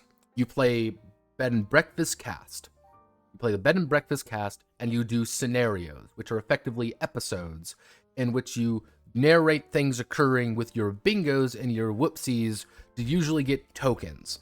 Bingos are good, whoopsies are bad, but nothing really bad ever happens because they're episodes. So, for example, where we are right now, you need Parrish, Emil, and the Tom-Tom. And anyone who's determined to catch him. We need all of these things. We do this, we draw some cards, and we get things. But maybe we don't get any cards. Maybe we don't need any other cards or whatever. Maybe that's the point. Maybe we need coins this time. Maybe we need tokens to do something. But at the end of the day, the goal is shoveling, trying to get to places. Let's start a band. But yeah, you're not playing your own character. You're playing Sal and Emil and anyone with rhythm or enthusiasm. Could be anyone. Now, if you do notice this very quickly, Hey Kid isn't showing up as much. This is actually the ultimate nightmare of multiple Hey Kids in yeah, welcome to the Hey Kid cinematic universe. Yeah, this is just a thing, and guess what it is? It's token times. Orange edition. My favorite room is the living room because of all the people in there. Make a new friend. Green beam, Hey Kid. My favorite room is the kitchen because I can help them there. Hey Kid episode. The new pink is the Hey Kid room because that's where all the toys are. Salutations, Child of Fifth Esquire. Purple, Prince of Purple. My favorite room is the library. Red with racing stripes. Hey Kid Mark 6. Hey Kid number 7. You know my favorite room already, don't you? I'm Hey Kid. Just act like the real Hey Kid. With masclet, reveal my true nature. Yeah, 8 of them hacking the machine. Edge cases. Oh boy. There's the night market. She could be gone by now, by the way. The Dream Warden there. The Dream Warden can actually disappear and no longer be present. But you want to be a fucking psychopath and sell people dreams. It's great. It's rock on. Anyone ready to rock out? Because it's a party with all of house party, which contains the punk lifestyle. Gertrude, yeah. Remember when I said Gertrude's the main character? Yeah, back in the vent. It's the Sal drugs Gertrude. It's my favorite episode. Oh no. Everyone wants their thoughts and questions, and the bed and breakfast gets a band poster. Woo! Midnight Mushroom Hunt, Yazeeba and Parish. Haunted Forest, collect magical fungi. Woo! You got draw some cards. Earthsick, Gertrude, the Moon Prince, and a gaggle of guests. Anyone dreams of flying has nightmares about falling. There's stuff going on. Guess what it is? It's chaos coins. Do you know how chaos coins work? That's what they do. You're bouncing off the wall because you're a bunch of people.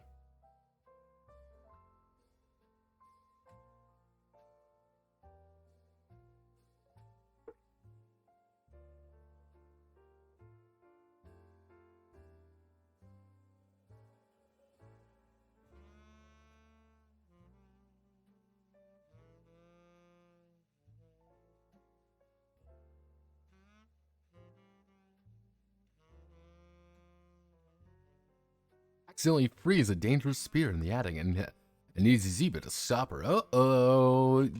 Something's going on. Do you get it? Because it's opposite time. Woo!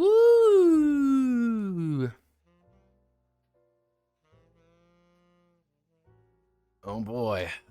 There's more. This keeps going. Won't stop, by the way.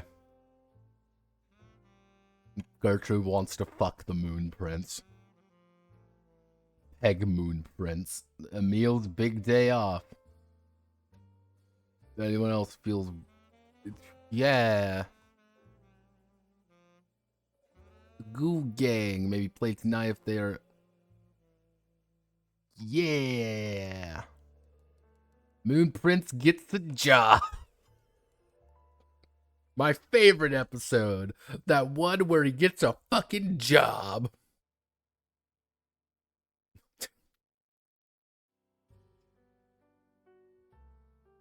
A personal favorite episode of mine in which Sal crashes his fucking car and bleeds to death.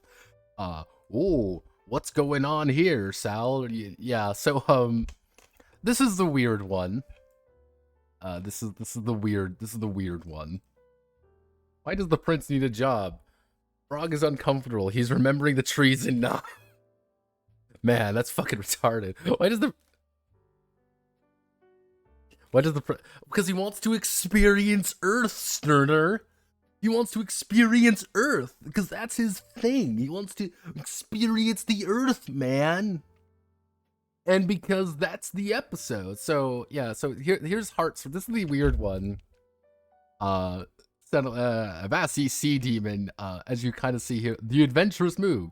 The concierge serves as the dragon mistress for this chapter. Every player needs a set of full polyhedral dice. Roll a d20 plus the relevant skills. Try to beat the number the DM gives you. If you roll high, you succeed. You may do a bingo. If you roll low, you fail. The rules from the book that said the word advanced on it, and we can't make heads or tails of them, but we can always just make up what we think the rules should be. We can even replace them entirely with another rule set if we have one laying around. Grace Kumish, a level 2 knight. Get it? Got to give Grace any bingos or whoopsies, but this is the chapter she can borrow Gertrude's, because get it, Gertrude's playing it. Captain Redtooth. Became the Please Find Vampire stat in the Ogre Magazine Volume 3, 92. Got to give bingos and whoopsies. You can buy parishes. Level 2 elf. But the Al can buy the Moon Princess, man. Al might want to borrow the Moon Prince's pronouns as well. Ooh. Get it? Because they put in like an entire thing of being like, you want to play an OSR game. It's just the guys playing a D&D. Everyone's dancing. Dancing in the moonlight. Every day. So, yeah, you kind of see the idea of the journeys. You fill it out. Oh, yeah, you fill it out, you might become the next Yazeeba, because that's the entire idea of Gertrude, that she wants to become a cool person. She wants to be a...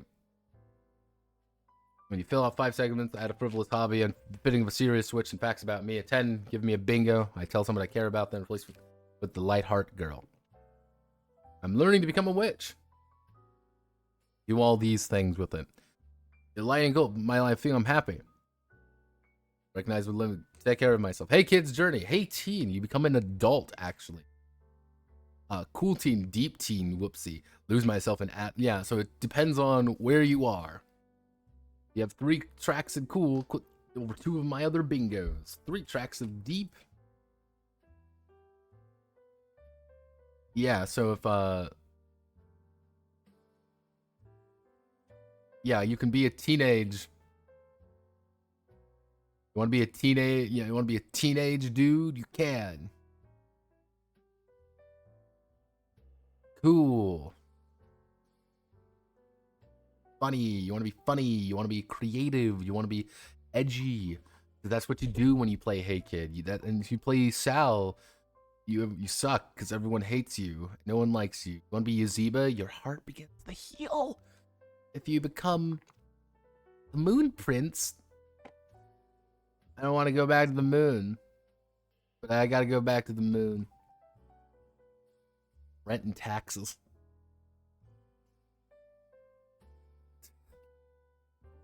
Threw myself upon thy mercy. I did leave the...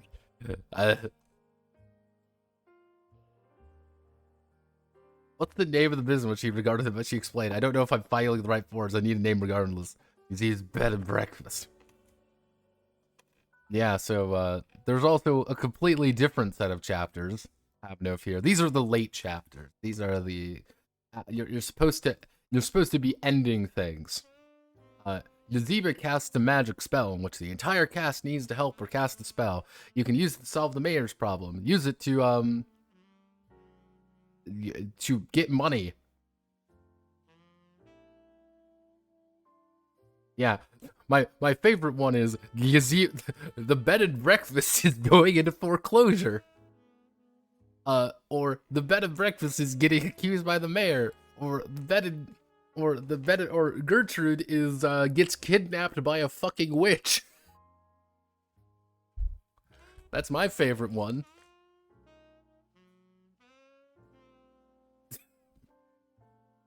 Oh god, that's not how my back is supposed to sound. This game is laid out so utterly confusing.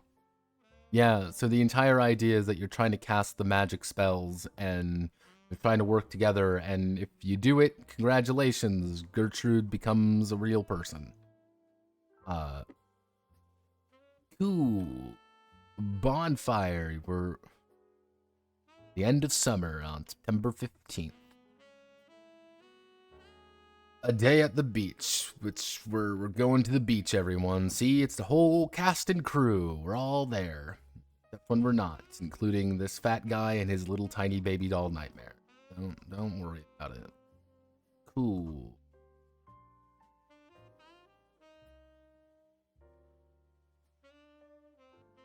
Lead an intrusion into Yazeeba's old life. Look, everyone, it's a completely different set of mechanics.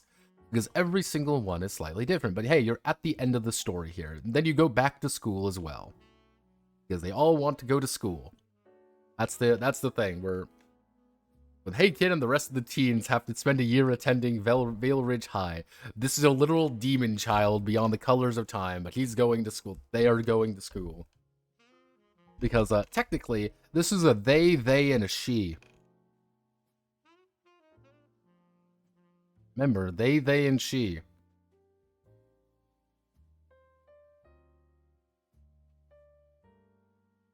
They, and she. But we're not going to talk about that part.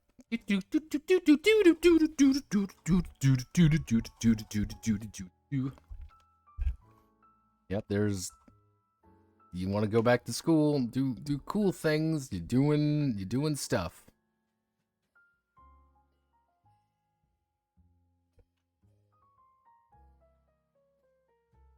Everyone's good. Yeah, you don't.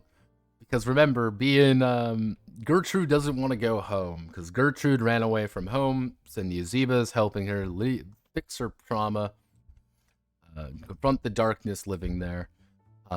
Because in this world, Yazeeba has final chapter. Yazeba commits tax fraud. Okay, kids, remember Wako, my notepad. Who cares?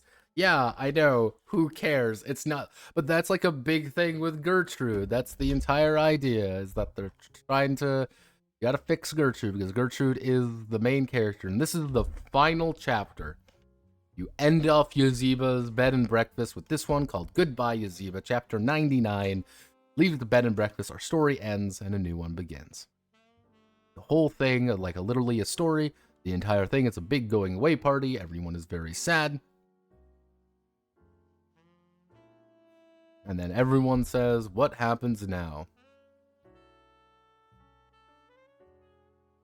What do we do if we want to create new guests? Give them some names, pronouns, 3 facts. This is how you actually make characters. Yes, you learn how to make characters, new residents, new chapters, and so on and so forth. You learn it on page 460, and it is barely half a page. Yeah, various spare journeys that you can do. A lot of appendixes, names, artless contracts, sketches, and concept art. There's Moon Prince, this weird thing. Her mask changes. Lots of. Again, they tactically never bring in the old version. So, by mood, and a bunch of blank sheets at the end. So, that's Yazeba's bed and breakfast. What is Yazeba's bed and breakfast?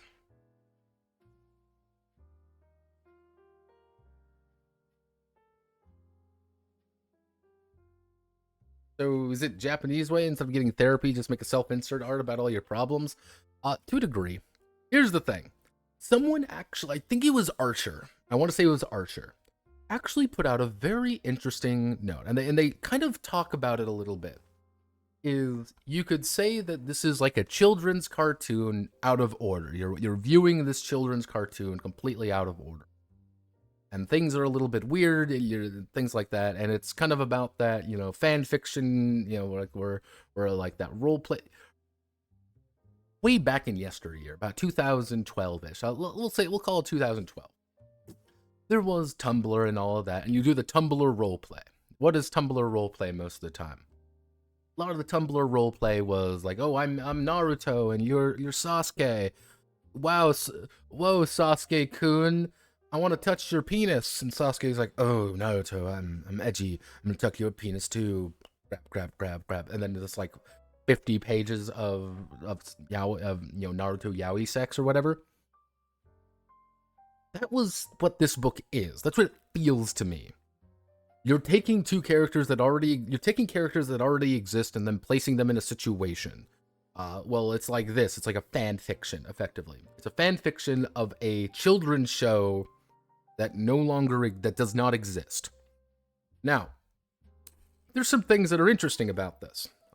And again, like I've said, find things interesting and things you don't like, and find things bad about things you do. There are some interesting things about this. The basic premise of this is a children's, like a children's cartoon out of order. This is one of those like reading scholastic books. If you're an American, you know what I mean by like the scholastic book series, like Magic Tree House or whatever. It's that out of order slightly. Like you can read them independently, but they make references to things previously. that idea is like, oh, okay, that's kind of interesting. The idea that you have very set characters and they're very interpretive, kind of interesting in its own way.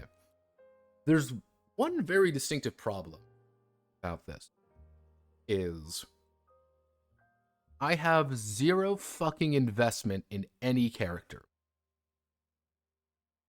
That's the problem. And the game tries to get you to care about these characters, but you end up in a weird, how do I want to word this? You end up in a weird paradoxical situation where, because I do not care about these characters at all, I feel really restricted playing them. Why the fuck do I want to play Gertrude? I have no desire to play Gertrude. This is not my character. This is not my person that I want to play as. This is your character. I have no investment in Gertrude.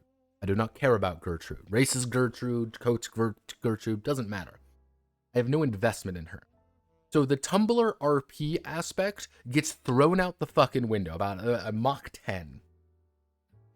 Because suddenly, if we really think about it, the idea of, you're not really invested in that, Tumblr RP stuff worked because you were invested in the characters a lot more. It was, I care about Naruto, I care about Sasuke, we've watched the show together, we know how these characters are supposed to act, and we're going to do our best to facilitate, yaoi gay sex between them. That is like what we're trying to do here in this Tumblr RP circa 2012. That's what the goal is. Here, that doesn't exist. So you don't have that investment in the characters. You don't care about them as much. So it's like, I'm going to do this. But then you have this legacy mechanic where you're supposed, like these legacy ideas where you're supposed to like continuously play the same character, but they change. But if one episode they do one thing, like I want to play them again, they hand you the character sheet. It's like, oh, things drastically changed with the character. I'm not invested anymore. So it's like, do you go back? Do you roll it back? Do you roll it forward? And it's like, okay, this doesn't make any sense anymore. Like you've fundamentally lost the plot there a little bit. If you want to do the idea of this is a cartoon out of order, or like this is one of those books out of order, and it's like you're learning about the ideas that you're learning about the characters through this weird piecemeal way, that could be interesting. But they don't do that because you don't care about any character. It does look a little bit like Foster's Home for Imaginary Friends, and I can guarantee you that was an inspiration. I can guarantee you. But that's kind of the weird thing. So you're looking at it, and it's like, okay, what does this game do? Actually, let's just answer a very, very open question. Is this a game? Is this an actual, honest-to-God game? I would say, this is my thing, I would say that this is more of a game than Wander Home. But Wander Home is not a game. This is borderline there are game aspects to it. You can lose, for one. There are things where you can clearly lose, but you lose by virtue of players not doing something. You don't lose because you did something wrong. It is a manual to play the Habbo Hotel clone. That's pretty much it. You kind of hit the head on the hammer there, Uso. It is a manual for a video game with the optional at-the-table mechanics. Because, of course it's a game, as is Wander Home. I feel like I don't want to be unkind, but I feel like this is maybe just a reading from an uninformed place. You feel me? Of course it's a game, as is, I feel like, and I don't want to be unkind, but I feel this is maybe just a reading from an uninformed place. You feel me? Well, here's the thing. This is my thing with Wander Home. We're going to talk about this, Copper. Hello, Copper. I'm being racist. This is the big thing with Wander Home. This is why I say Wander Home is not a game. Wander Home has no threat. It has no structure. It has no story. Things occur when they feel like occurring. And there is no input from the world. There is no input from anything. It just happens. And you can always have the weird moment in Wander Home where it says, okay, well, you get a token by, inconveniencing yourself. Something goes wrong, you can get a token for it. But the problem is, what do you do with those tokens? Well, you can spend the tokens to do something. or you can just do it normally and nothing can stop you. That's the issue. There is no threat to wander home. There is no adventure. There's no story. There's no antagonistic force.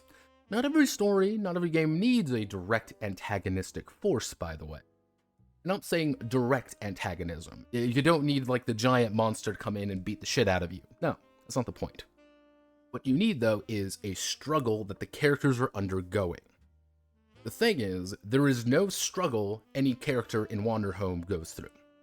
You could say, oh, well, it's about what you, the player, put on the character. But that's not the game, that's you. That's kind of one of the issues there. And if you were to say, like, hey, the game is all about adventuring. It's all about traveling.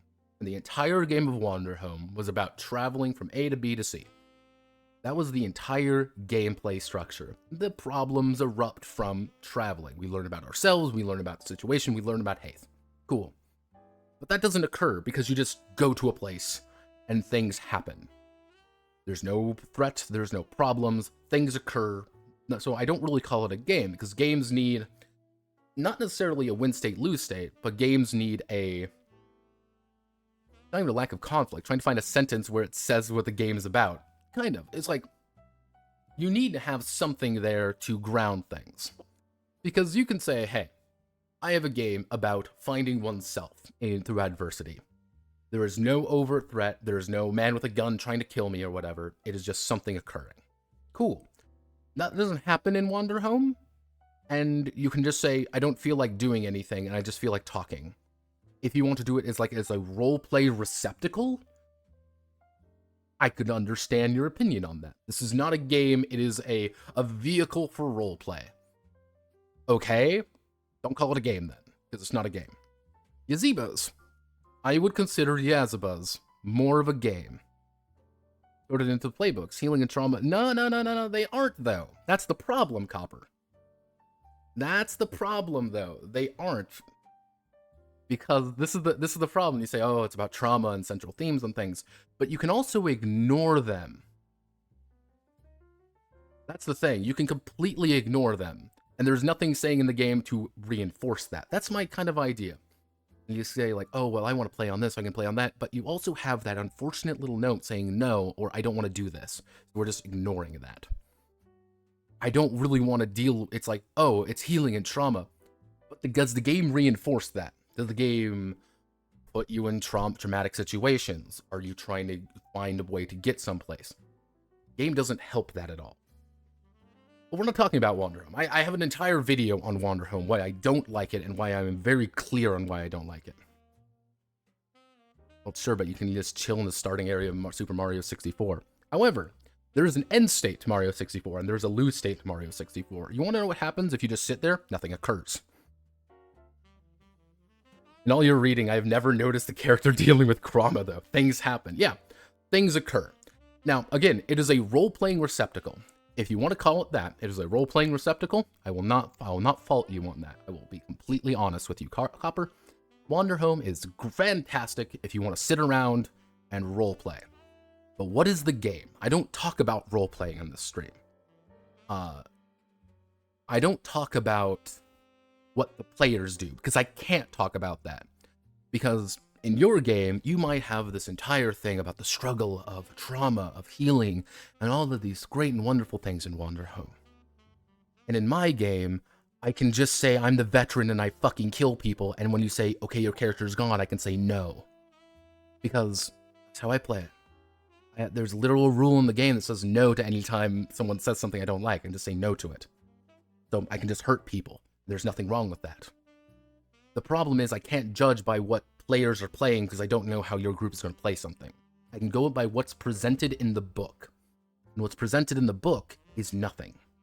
There's nothing about that. Even in the, but we'll go back to Yazebas. We'll tie all of this back to Yazebas a little bit here. We'll tie everything back to Yazebas. What is Yazeeba's bed and breakfast about? It is about Yazeba's bed and breakfast.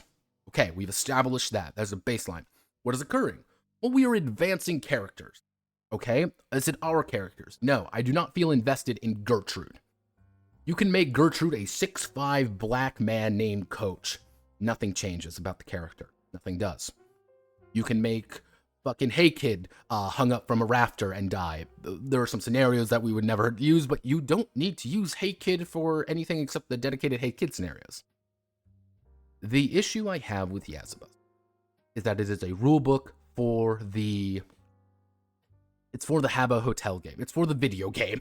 That's the unfortunate reality of the matter. Because if you were to say to me, okay, we're going to play, Yazeebas. Some Crunchfluff horseshoe theory, like no rules, just vibes. Yeah, exactly. That, Princess, you sum it up there. It's just vibes.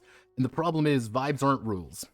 They aren't something that is tangible that I can say, okay, this is what you do. This is what it's reinforcing. This is what it's trying to make you do. You gotta push you in that direction. And Yazeeba is a little bit different. I will say that. The thing with Yazeeba, though, is that I almost want to get to the point where every person has to play things very specifically. Like, I want more of those restrictive rules. Unironically, I think this would be a fine board game. The idea of it's the kind of the idea that you are a Gertrude. What does Gertrude want to do? Gertrude wants to do X, Y, and Z. Nothing about anything going on is Gertrude wants to do these three things. In any scenario you play, Gertrude is going to be attempting to do A, B, and C. You don't roleplay Gertrude. We already know how Gertrude acts. That's fine. I already know that. But that's what we're trying to do. We're trying to do that. And you complete a scenario, 1, 2, 3. You unlock a new thing. You unlock a new scenario, 1, 2, 3. That's the entire goal. And it's kind of like, we're in the scenario, I'm playing Sal in this scenario. Sal can do these things with tokens. And the context changes. Maybe the idea of like how much tokens we want, how many tokens we don't want, changes, but Sal never does. Sal is, by his nature, always going to be the exact same character. He is just unironically, a playbook. Like, you're playing Sal. Here is a very defined list of characteristics about Sal. You cannot change him in any way. He does not edit unless the legacy mechanic says change him. However, that would be fucking infuriating to play. So I think about it like this. Is this for kids? Let's think about it. Is this for kids? No, I really do not think this is for children. Because you can make an argument like, hey, this is a game for kids. Kids do not understand these things. And, it's like, let's introduce some deeper concepts for some kids. All right. Interesting enough, but then I have an issue with that, where it's like, you delve into some more deep things, and kids are probably going to want to do their own thing. Every kid wants to play Hey Kid, because they can just be Hey Kid, because that's what they are, a kid. So I don't really think, hey, let's talk about generational trauma with, with Gertrude. No kid is going to want to do that, so that's out of the window. So it's for this weird thing where I don't know who Yazeeba is for. Outside money laundering. That's what I think this game is for. But if you play it on the One Multiverse page, if you play it on that, that version, then suddenly things tink, tink, tink, tink, tink. Things start making more sense. Well, I'm inviting my friend to my One Multiverse world, and, well, he hasn't played, so we're going to play a resident that isn't there yet. Now he wants to play some more, so he's going to play that similar resident, or he's going to play a similar character all the time. And it's like, okay, all right, this is making sense. And when someone says, I want to make my own character, and the answer is no, because the game doesn't want you to make your own character, but you can make your own character very easily. It's not complicated to make your own character. That's the funny part. Like, let's make a character right now, all right? We're gonna make our very own character. So let's go. Let's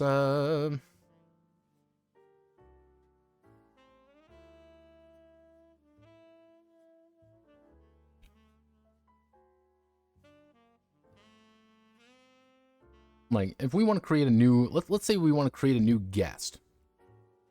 Let's make a guest, shall we? I think we should make a brand new guest. So we're gonna make a brand new guess, and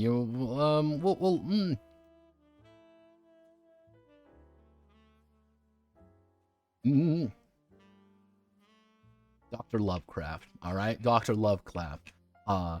He, him. He's he, him. We got some facts. Loves writing. Loves writing weird things. Enjoys sweets a bit too much. Enjoys sweets a bit too much. Always seeing nightmares in corners. What are some bingos? So bingos. Scared of the bejesus out of people. Be vaguely helpful in a unhelpful way.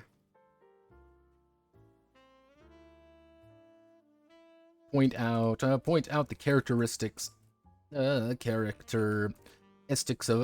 others positively. And what would be another good bingo for Dr. Lovecraft? There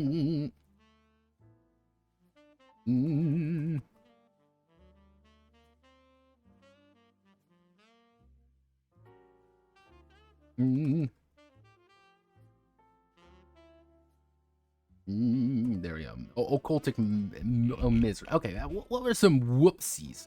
Whoopsies. Whoopsies. What are some good four whoopsies? We've got be racist unintentionally. Always cite pseudoscience, then science, then see the facts. Use occultic magic instead of being practical. Be terrified around others, around other people. Be terrified around different people. And of course, we give them a journey. Our journey is there we go. Write the Necronomicon. There we go. It's gonna be an 8-step journey. Eight-step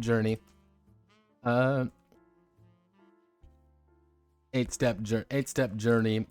Marks whenever. Mark a track. Mark whenever he meets a different weird character and is terrified of them. There we go. That's it. There we go. We've written a new resident. You can now play Dr. Lovecraft if you want. Finds cats in unexpected places. Yeah, that's kind of the idea behind what's Dr. Lovecraft's entire thing. Dr. Lovecraft is this guy. There we go. We've made a character. There's going to be someone who's going to be infinitely more invested in Dr. Lovecraft than Gertrude. Because you have that connection. I think the idea is that you are supposed to, anyway, build up the enthusiasm for that character. Well, I like Gertrude because I've played Gertrude enough times. This game needs like an imposter role who's secretly trying to ruin the seed and do their own goals and will just work. Well, fun fact, there is a antagonistic character. There is a character. That's the funny thing. There's an entire character dedicated to just being an asshole. And you want to know who he is? Rag'n'Bones. Legitimately, if nobody notices Rag'n'Bones doing something, when no one notices Rag'n'Bones doing things, if he fills up his track, and if he fills up his entire track, he wins and causes the end of the world as we know it. Like, that is his entire... He is a completely evil force of nature that wants nothing to do than kill everyone. But I tend to think about it like this. Every single character here is an archetype in a cartoon. Get your instance and do the chapter with minigames and jazz hands the rest. That's kind of the idea behind Yazeba, is I think someone might find enjoyment in it. I'm not gonna lie, someone might find enjoyment in this, but I have zero understanding of how or why they would. Unless you just want to vibe. Is that it? Is that like the end goal here? Like, I just wish to vibe? I don't know why, but that annoys me slightly. That like something about that just drives me up the fucking wall. Because it doesn't feel genuine at all for some weird it's hard to explain. But is this a tabletop role-playing game? No. It's a role-playing experience thing. It's a legacy game. And I think that's the part that bothers me the most about it, is that it's a legacy game, but not a good legacy game either.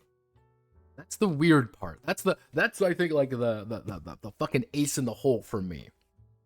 Because the idea behind these legacy games is that every single playthrough is something is dramatically changing. Like Risk Legacy, kind of the quintessential one in this instance. Risk Legacy has the idea that the world is becoming more and more pockmarked by the sins of your previous games. You've planted nukes down, the world's getting more dangerous. Hey, the part where the world ends isn't in the PDF. No, it's in the forbidden envelope. I didn't get that part. And you're building up toward that inevitable kind of final complex, that kind of climax of the story of legacy Risk, in which you pause there for a moment and realize, oh fuck, the entire world is destroyed. Like, the entire fucking world is gone. We've played a dozen times, but we've put it away, but we can still play Risk. It's not a problem, but it's like, we've got the experience. It's about the story unfolding. Yazeba is a little bit different because I think this would be the first time you would get one of these role-playing experiences, kind of an unfinished script. I would say that this does qualify as an unfinished script. You get this unfinished script as a legacy game, and it's very strange because you could say that all TRPGs are legacy games. You could really say that, but this is very much an unfinished script variant. There is an end. That's something you have to understand. There is an ending to the game. When Yazeeba leaves, that's it. The game is over. You've done. That's the natural conclusion of the entire game.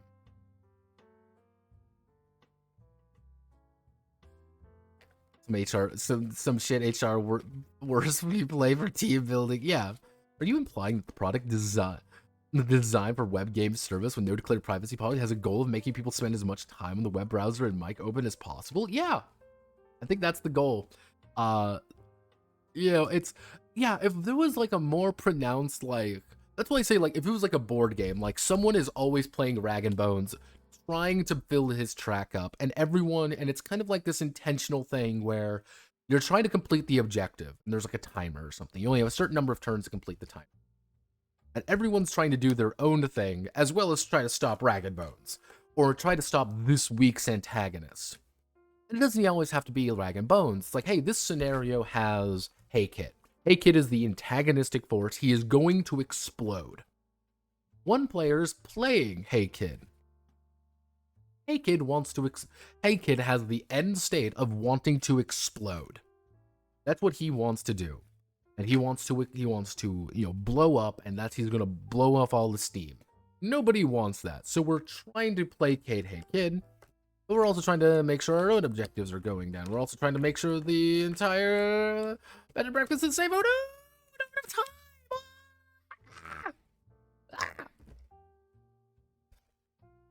time. Yeah, it's that's kind of my, how do I want to word it? Are you invested in Hey Kid? Are you invested in Gertrude?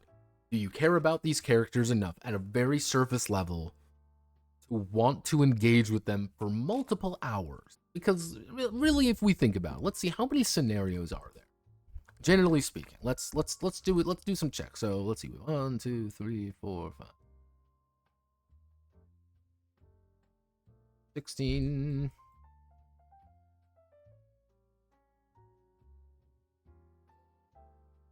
5, 26, 27, 28, 29, 30, 31. 41, 42, 43, 44, 45, 46, 47, 48. 48. But with the I think there's like 2-3 chapters in there. There's about 50 chapters. There's about 50 scenarios going on. It's such a wild idea, like the need for an antenna. Like you goofballs listening to a song and there was someone synthesizer trying to mess it up to be a good song. What are you fucking talking about?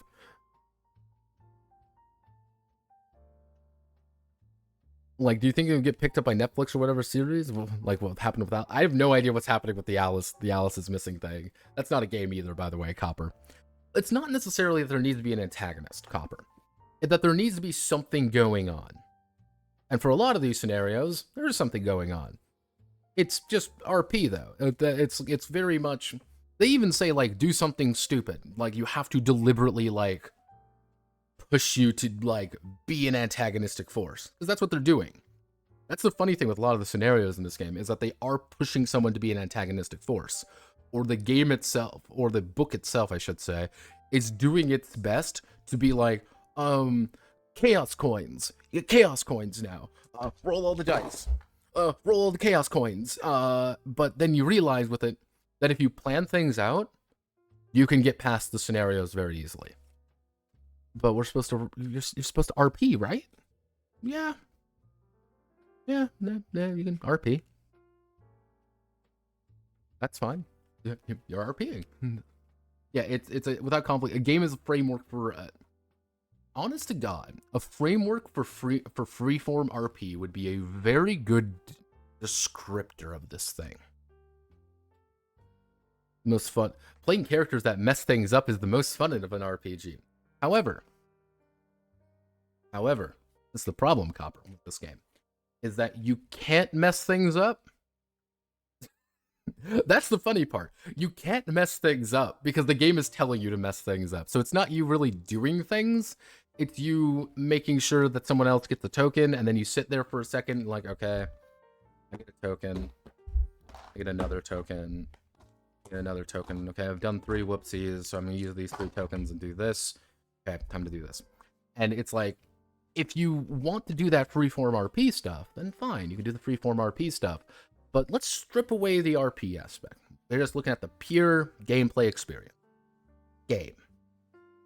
Agonizing the player group. Doing the latter while not being a GM is generally an RPG horror story moment. Oh, I like the fucking thing with the first scenario, the one where Hey Kid is bored and can explode. Like, deliberately speaking, if you were playing Hey Kid, there is a distinct chance that you can just sabotage the entire thing.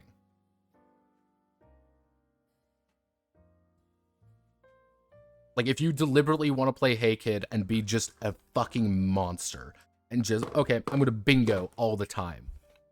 I am never going to, facilitate you doing anything else. I'm going to bingo every single moment of every single hour. And I'm going to do things to bingo more so I can burn off every single one. And I am going to bitch and moan the millisecond every single time you say anything. I'm going to bingo. You say a word, I am going to bingo. You say, tell me to be quiet for a second. Bingo time, everybody. And then, oh, I explode. Okay, I'm done. I've caused problems. And it's like, that's like, you're just a dick. At that point, like, you're just kind of an asshole. Like, you're not doing things. Or stirs all if you made to require group buy-in, mutual commitment to honor silly tropes and tones. Yes, I think that is. I think that's kind of the. I've become this kid, destroyer of worlds. Yeah, and that's what this game wants you to do. It wants you to antagonize the group, but you're not supposed to as well, because there's a lot of them which are just draw cards and things occur. It's, if you can buy into the RP, I think it would work. But I think the problem, Copper, I think the major problem here, the thing that I think that really makes this complicated for a lot of people, is the fact that you are not playing your own character. I think that's the part that's complicating matters. You're not playing Hopper's character. You are playing Hey Kid. You're not playing this character. You're playing Gertrude. Orisek is playing Gertrude. You're playing Hey Kid. Fucking Sterner's playing Moon Prince. Those are the 3 characters we are currently playing. You RP one way, I RP another, and then someone else RPs a completely different way. Next scenario. Someone else is playing Moon Prince. You're playing fucking Gertrude. Someone else is playing Hey Kid. Completely different vibes. Completely different idea. If it was a personal character, it's easier to buy into things. But there it's like, oh, well, you have the weird legacy mechanics in play. You have a lot of, like, the weird situation.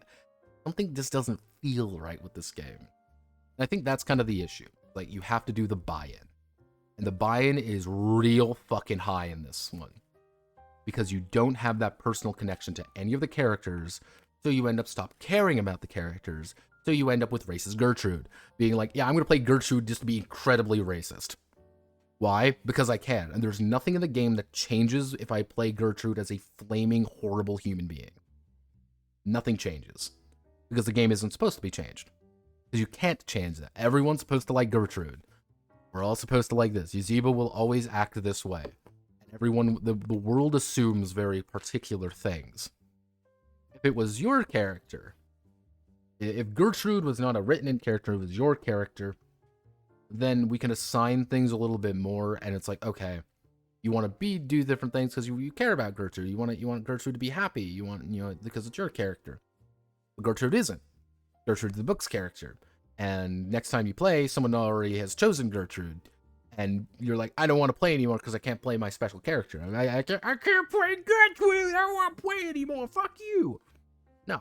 Unless you play multiple Gertrudes. But then that breaks the game as well, because you can't have multiple Gertrudes. And again, it's this constant cycle. It's easier to buy in when it's you and, like, your character. If this was just, you're making it, like, if this entire game was, you are making... I feel like if people didn't enjoy it, well, that's a problem. That's the problem, Copper. Like, that's the problem right there. Because the thing is, you can't look at it like that. Because if I want to write, fucking yaoi fanfiction of Sasuke and Naruto, I have the investment in the characters. I've watched fucking 50 episodes of the anime. I love these 2 characters. I watch it every week. Me and my friends talk about it. I'm on forums talking about it. I love this. I know these characters a lot more, and I'm going to do a lot more fan fiction, but it's going to be my personal shit. I have an investment in these characters. What's your investment in Gertrude? Probably don't have any, because we've just been introduced to Gertrude in this book. What is your connection to... let's just bring up a random character. Let's bring up a random fucking character. Where's a good character? What is your commitment to Lady Sheridan? This is all you get with Lady Sheridan. You don't learn anything about her much. You don't get really any more bonuses. This is all your entire investment in her. Some people are going to be like, oh, Lady Sheridan may never come up the entire game. She may never appear. The game will never mention her because they can't assume that she will be mentioned. Does she exist? If a tree falls in the forest and no one hears it, doesn't sound. This game, if no one plays a character, doesn't exist. And does Lady Sheridan do anything? No, I'm not invested in Lady Sheridan. I do not care about her. Unless I start playing her. But if I start playing her, then suddenly that I just want to play more Lady Sheridan, and someone else who wants to play Lady Sheridan might mess up my Lady Sheridan, or you might add things to her that changes the nature of her. You have to then, at that point, why don't you just make your own character and have a little bit more investment in her? That's kind of the weird part, is like, you have all these guests and stuff, but they really don't feel like... Like, Rag and Bones has connections to other characters. He has a thing here, when the world fucking ends. He has a connection to Yazeeba, even. He has a connection. There's a particular thing with her, with him. You can't even see, or Rag and Bones. That's kind of the issue, is like, you don't have that initial investment. In theory, you're supposed to be good enough friends with, that doesn't happen, but you can do party mode. That's kind of the idea. It's... If you were to say, you are making a children's television show that is that's just when JRPGs cast full of characters, that'll be a turnoff. Not all games you need to create a character. JRPGs with cast full of characters also be a turnoff. There's a lot of people who are turned off by JRPGs. That's the funny part. There's a shit ton of people who are. But they also do a very important thing. That's why do you think a lot of those games have, like, a lot of JRPGs have like a 2-hour intro? Like 2-hour, 3-hour intro. Because what they want you to do, they want you to say, hey, we're going to spend the first 3 hours of this game not only teaching you the game, but we want to make sure that you are invested in these characters. We want to make sure that you are invested in it. You have a 2-3 hour. That's why anytime you see a lot of these JRPGs, they make distinctive comments about, hey, we're going to talk about these guys now. We're going to give you a lot of story. Even down to things like fucking Final Fantasy X, where they give you very basic setups for characters. And it's like, here's Titus. What does Titus do? Titus is a ghost footballer. He's a football guy, and he's from Xanarkin, and he's super cool, and he's here now. Does he know what's going on? No, because he's an author. He's a surrogate for me, the player, and he's entered a new world. We're learning about all these things. Oh, well, there's Yuna. Hi, Yuna. Who are you? Oh, well, it's this. Hey, what are you? Oh, this. Hey, what are you? Oh, this is me. A lot of JRPG people, a lot of JRPG protagonists are about either A, putting you, the character, you, the player, into the world, a solo RPG, you could say, written by you, played at your own pace with a lot of different things going on. But there's also introduction. They have to introduce things. And if you've ever played a JRPG without that introduction, it can get very weird. You can make an argument of like, oh, what about gacha games? You don't really have a lot of investment in each character, but they also don't want you to be invested in each character. That's kind of the funny thing, too, with a lot of gachas, is they don't want you to be invested because they want you to buy the next one. They want you to be like, this character's got gigantic titties. Hoo-hoo-hoo! I'm invested now in my waifu gacha PNG because she has massive gadonkers and I care about her. And yeah, it's just like even the Final Fantasy gacha has a regular JRPG story. Like, yeah, and if you pay attention to it, and that was like the fun thing with like Blue Archive, is like Blue Archive has an intense story. This intense, massive fucking story going on. And that's why you get like invested in each of the characters. But then you're like, I care about this girl. Why? Because she has gigantic titties. And I like the look of her. I think she's a cool character.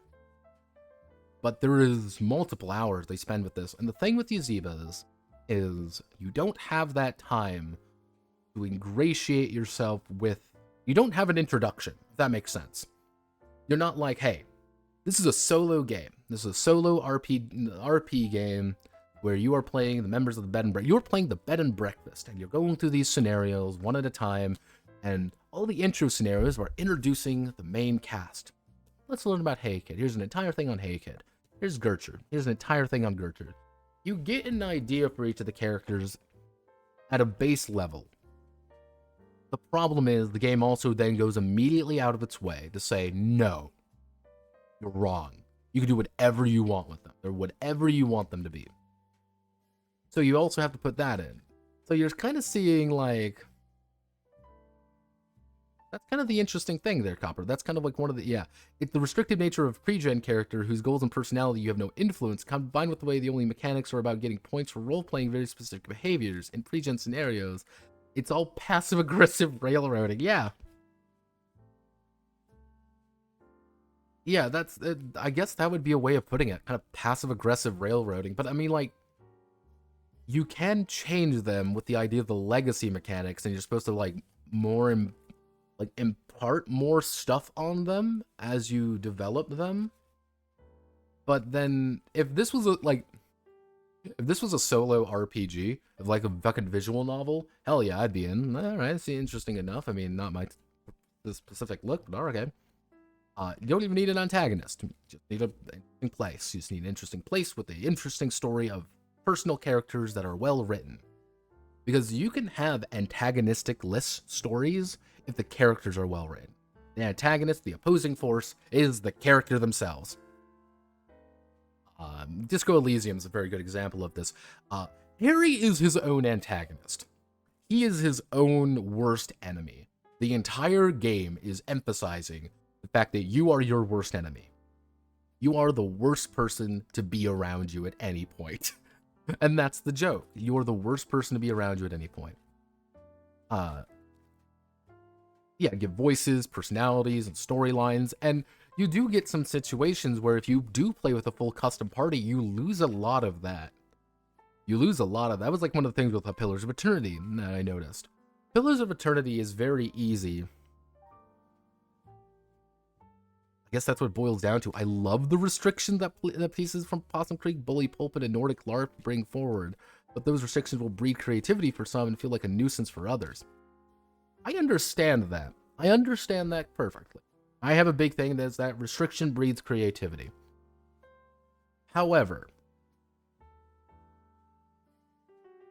that's my thing with this. My point is I try to look at things from a gameplay standpoint. I cannot determine how you will roleplay. I really cannot. Your group may your group may love this thing eternally. Another group may not. May hate every single character and make racist Gertrude. But what is the actual things going on? The actual moment-to-moment things going on. If you boot up a scenario on one multiverse or whatever, you bring up a scenario here, what is occurring? The vast majority of the time, it is getting tokens or flipping coins. Does your characters do anything? No, they don't. You might be doing bingos and whoopsies at certain times, but they can't also assume that you're doing any bingos and whoopsies to actually help further the scenario. You've noticed that going through any of the scenarios, they cannot assume anything. The only thing they can assume is that if you're playing a very certain character, if someone is playing Gertrude, so you have to play Gertrude for this scenario, you have to play Sal for this scenario. I have to go. Goodbye, Copper. Godspeed, good luck. But that's kind of the idea. So that's Yazeebas. Hopefully you all had some... Hopefully you derive some entertainment value from this. We had people who were wrong, but... Nah. It's everyone's their own thing. I will say this is a quick look. Let's go over apocalypse keys now. No apocalypse keys. You're not going over apocalypse keys live on air. Because I don't want to go over another PBTA nightmare, nor will I want to. Now, the comedy value. Now, the comedy value of Copper would be they are secretly part of Possum Creek Games or Bully Pulpit and Nordic LARPs. Because those are very specific terms they use, and I thought that was very fascinating. My favorite thing. I love mysterious people. Like, why would you come here if you know, like, let's bet with Yazeba's bed and breakfast, suffering with friends. But yes, that's we've learned how to successfully lose faith in humanity. There will only be, I promise everyone, there will only be a limited amount of Colombian tax evasion. You get a taste. You get a little bit for the family. You get a little bit of a taste of. So let's take a look. Kickstarter ending soon. Mystic Days. Oh, all right. Looks like these both made their money. This barely made its money, so good job, team. Song of Sirens is dead in the water. Society of Rafa looks like it's going to hit its money pretty consistently. Steel and Scale probably won't. Xenesis is dead. Sentima Surrender. Oh, I was kind of sad about that. It looked kind of interesting, but it was... Yeah, Tales of the Valiant, unfortunately, did. Triangle Agency did because it was a Masters Deadball. We're going to go over Deadball one day.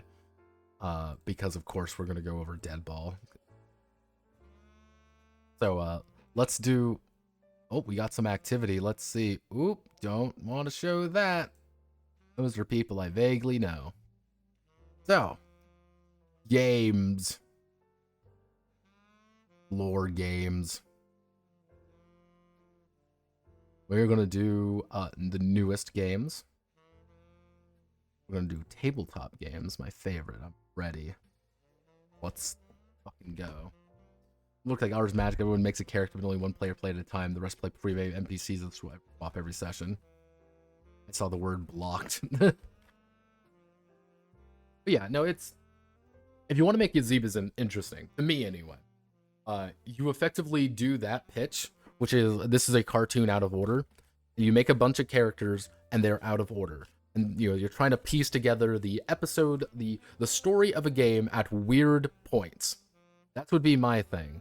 At weird points of the story, you are, you know, inserting the current state of affairs. It's, hey, this is episode, you know, like, oh, what episode is this? This is episode 3. Everyone has 3 things now. And you write in those 3 things, or when, you know, your adventures or whatever, you write in those 3 things, and you're making references to things that occurred previously or things that might happen. And then you define that as episode 3. Then the next time you roll again, oh, it's episode 5. What happened in episode 4? We have no idea, but there are now 2 new factors that came in. But hey, it's now we go back to episode 2. Go to episode 2, we have to take away certain aspects of our character. We have to mark them being like, okay, this was from episode 3, this was from episode 4, this was from episode 5. And it's like, how do we play around that? So it's kind of a little bit chaotic of like, oh, where are we learning things? Where are we not? And it's kind of like it's cartoon out of order. A little bit goofy. It'd be more of a party game, but hey, goofy thing is what I like doing. So, let's,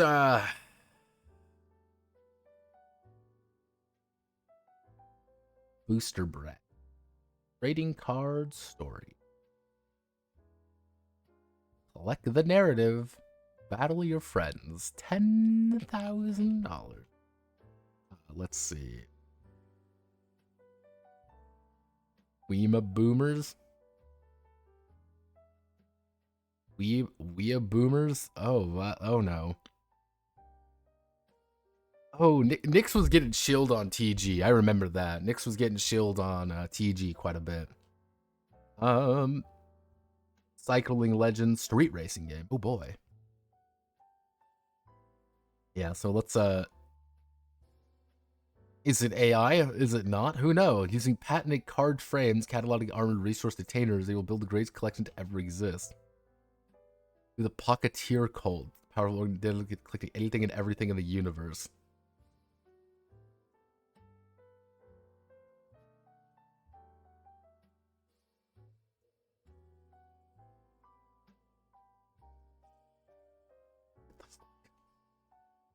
Oh no, you're making... Oh, uh-oh. Some of these are weird.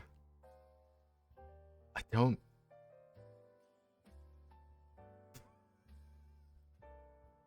What the f... Oh, uh-oh. No. Weea Boomers. Alright. Anime-inspired RPG.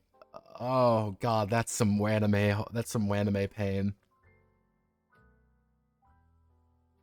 They were like our favorite teenage got those powers. Okay, just we a boomer. These are Japanese anime fan and boomer.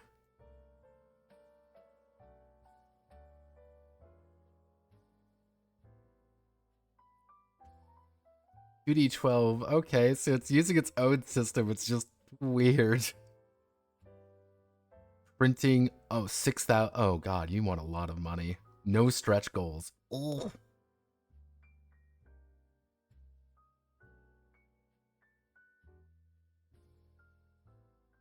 This is made from one of the upcycled kimonos. 15,000. I mean, I'm gonna follow it, but this seems exceedingly painful. Wait a second. I need to check something real fast. I do need to check something very quickly. This could be very funny in all the wrong ways.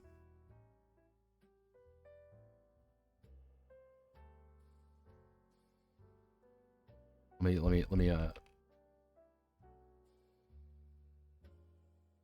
he's not in. Okay.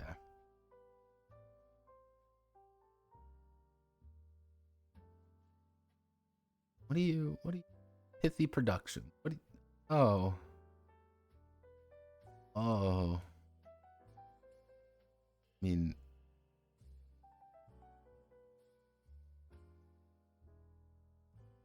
oh, he's a 3D printer guy. Okay, I can get that. Tell me more about who you. Oh, hello, librarian. Librarian NPC. That's from West Virginia. Okay, that's good.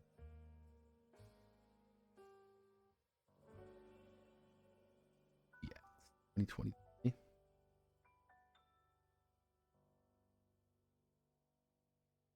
Ah, I know what that is. Fun fact, I'm by there.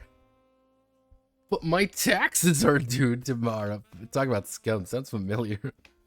So, let's, Nick, yeah, this is the dreamlike interpretive RPG. Again, this guy was shilling pretty hard on TG.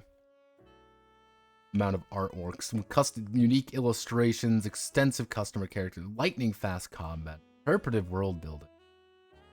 It's like Kingdom Hearts, apparently. That's the entire idea. It's like Kingdom Hearts. I wondered.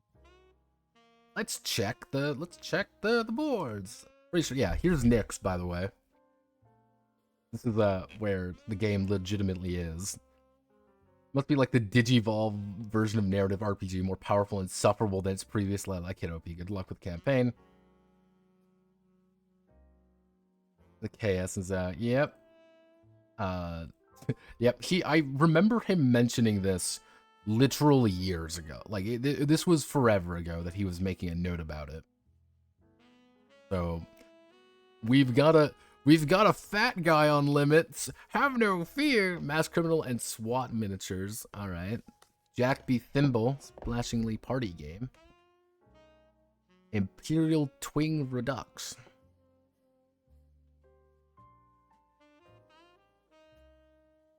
Soul monsters. Juego das cartas collectibles. Give me 1 second. Let's it's a franchise, except about fantasy creatures that I'm in the process of developing. Oh, it's a franchise. Hello, Godovila. Hello, avatar cards. Oh. It's Johnny the Rape Clone. Like, no, Johnny, please.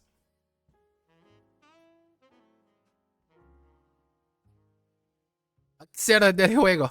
Cliente por Prodio Deco. Por el momento solo colecta con 290 cartas para personalizar tu deco. En un futuro se pueden agregar expansiones de cartas tendiendo más opciones, haciendo que cada jugador tenga de deck diferencial con sus de estrella de juego. La juegarse cual si realmente apasionante y cuide cada partida sea diferente. Olay!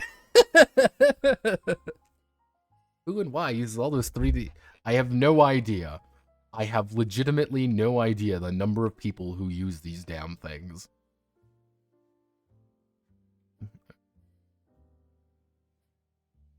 Biome expansion, $1 million already.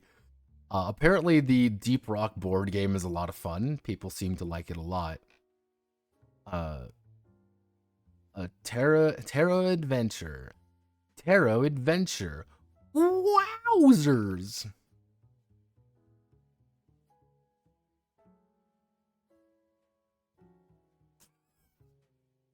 Da-da-da. Finally, some IDF. Finally, IDF miniatures. All what we need. More IDF. Let's see. Jet the New York Rabbit. School of Magic. Rhyme and Reason. The Blame Game. Chuck Derwin. The Nature of the High Country. Ice Exploder. A TRPG design podcast. Have no fear, everyone. Who needs this podcast when you have mine? I'm a one-man podcast. Tiny mini golf. Oh, sex. I do enjoy golf. Tarot cards instead of dice. Swashbuckling adventures. I mean, all right. Narrative heavy, rules light. Ooh.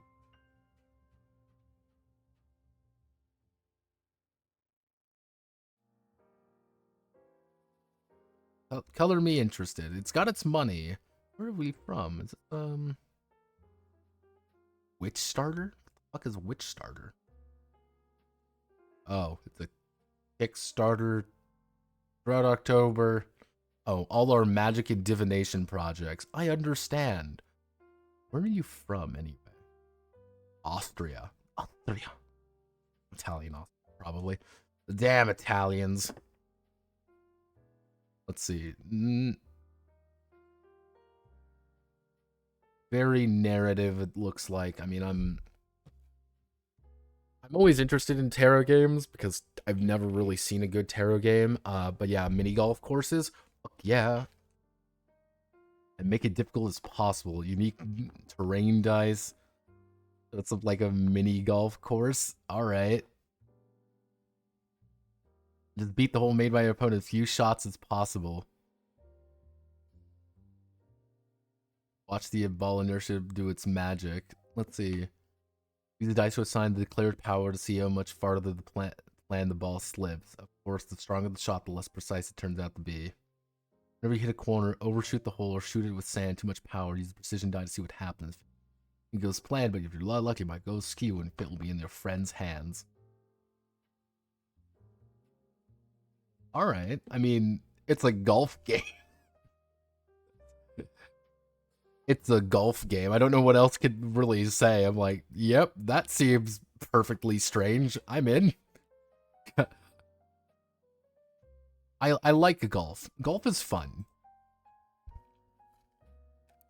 Plenty of times, many games were minis to play them. They lost me. I've never played tarot card systems. Tarot card systems. Apparently there's a few Italian ones. They do exist. However, I invented more rules light RPG. Okay. Board games, Skull and Bone. Those would go everywhere. Like these dice. What is that fucking thing? I need to see that dice. Show me that horrible die. What dice do I get? Clean ancient bone yellow. Is that a D20? That's a fucking... No, that's a D12? No, that's not a D12. The fuck? D6, the hard hip bone D8, rib cage D10. What is that horrible thing? What are these horrible looking things? Like... I hate that die, but I want one. God, it's horrible.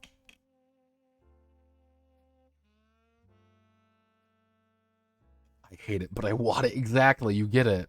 Defenders of the Wild. So,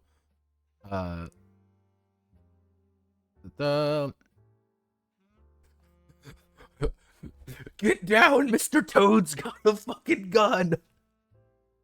Yeah, Mr. Toad breaks the Geneva Convention, my favorite game. Oh, let's see. I hit the button.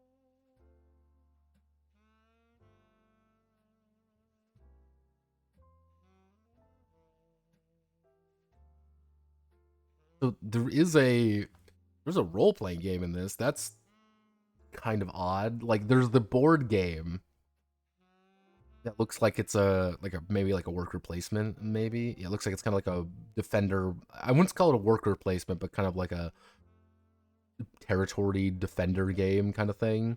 They also put a guidebook in there. All right. There's cards, so okay. I can guarantee you one thing: they are clearly going after the root look. They damn well know that, and I respect that. Yeah, so there's different factions.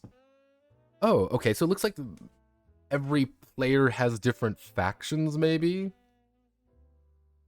But they're all kind of working. They're working against the machines. That's what I'm getting at here. Like maybe they're working against the machines, but it's kind of like no, it looks like they are like everyone's working together, but you just have different groups working together, or maybe that's the idea, is like you can't really play it on the same section, so it's like, hey, we're working together, but we're really not. Machines, pollution, engine, mechs. What in the fuck? What in the fuck? All right. Glint brown bear, animal type big fur, the council. I mean, color me interested. I am interested entirely on the concept that it's a board game RPG thing as well. All right, I'm in. We'll see if it comes out. Wayne. I see. Neuron activation.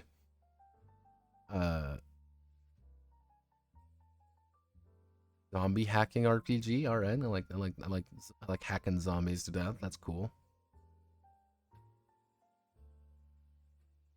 Neon noir. I remember this.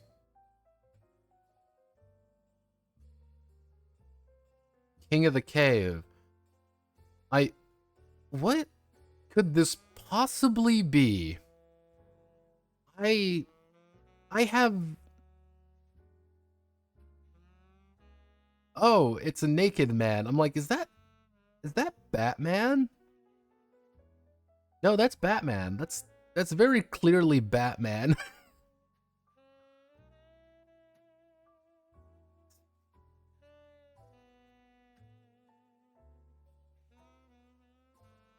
All right, based. Let's see. Voidgate Games. You've made this before, haven't you? Yes, you have. Right here. This was from... It actually wasn't long ago. This was back in 2013. Why do you cancel it? Oh, you wanted $10,000 is what you wanted.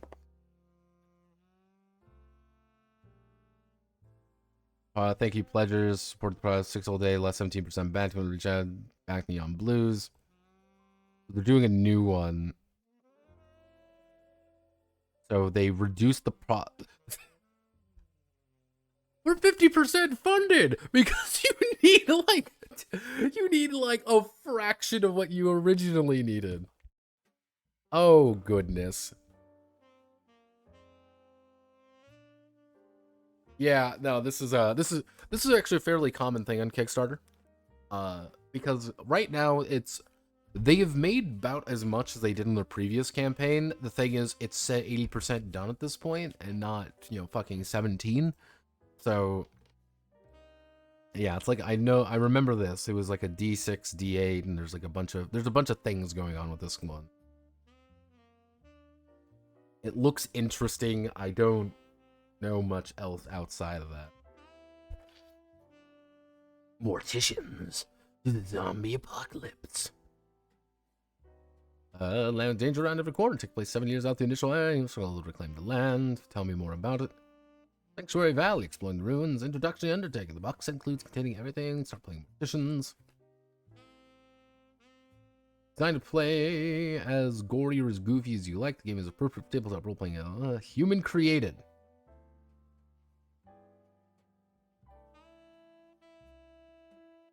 Don't be just a survivor, be a hero. Oversized collar for neck protection. Good luck symbols. Big ass cleaver. Tell me more. I mean, looks like they said it's like a percentile system, so looks like it's a box set and everything. I mean, looks interesting. They're saying like, oh, it's human created content and all that stuff. Is it good? I don't know. I will take a look at it when it comes out, if it ever does. Hopefully it does. Maybe it won't. Who knows? Yazeeba. Dialogue, drama, and action. Oh, you've got fucking... I enjoy min-maxing. Oh, brother, you don't have much. Uh-oh, SpaghettiOs. Why does everything surround Chicago? Chicago's a. The thing is, Chicago is actually a relatively affordable city. It's not as affordable nowadays, but they've been trying to promote a lot of creativity stuff there, and so you have a lot of money getting poured into it, a lot of young professionals getting put in there, but it's also not going to kill you like other places. So Chicago is not a small city. People like to think like Chicago is tiny. Chicago is not. Chicago's a huge fucking city. And there's a lot of things there. Okay, we've seen some of these. We've been here before. Let's check itch.io. I do know they have a brand new version of. Yeah, apparently Lancer's getting a new version, guys. Which is very interesting to me, by the way. Wonder.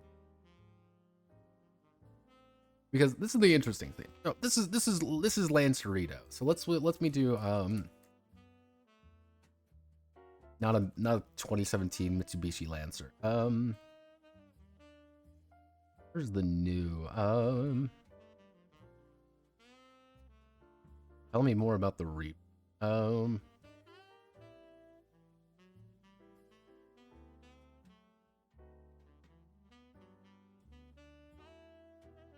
Now, there's something interesting about this that I thought it was very fascinating. Yeah, because as you kind of see, it's by this. We've seen this art before. It's not Abaddon's artwork on the cover anymore. It's this other guy. It's this Geo-Man person. Like this guy.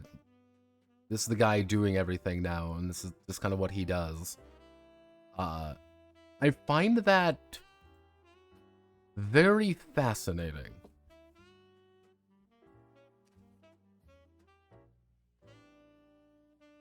Weird and say it as a crowded industry as Seattle or Portland. They simply probably got rid of. Well, the thing is, he owns the company. That's the weird thing. That's Abaddon's company, and he's promoting Lancer's second edition. And like that's a big thing for him, unless he doesn't own the company and they're like getting rid of him. But he didn't make everything by far. He made all the artwork, and he claims to be a writer, but there was one guy who wrote like one of the things that's a little bit weird is the writer of Lancer. Let me see if I can find the writer of. There's two of them. You know, it says like, oh yeah, Lancer's project by Mass Effect, an indie publisher run by Tom Parkitts Morganson, author of this. This is the big guy. This is Miguel Lopez. Now, it's kind of a known fact of life that Miguel here, Miguel wrote the game. This is a fairly important factor that he actually wrote the game. And now he works for Wizards. Yeah, he wrote Lancer. But he had to leave because he started working at Wizards of the fucking Coast. So yeah, Abaddon owns the company. You know, like hostile takeover. You think it's a schism? No, I think him and Miguel started the company. Miguel had to leave the company to take his new job at Wizards of the Coast. Because fucking obviously. Wizards of the Coast would not deal with that shit being like, oh, you run a hostile game company in addition to working here? No, you fucking don't. You know, it's just like, okay, I'm going to leave the company. I'm going to do this. That's why,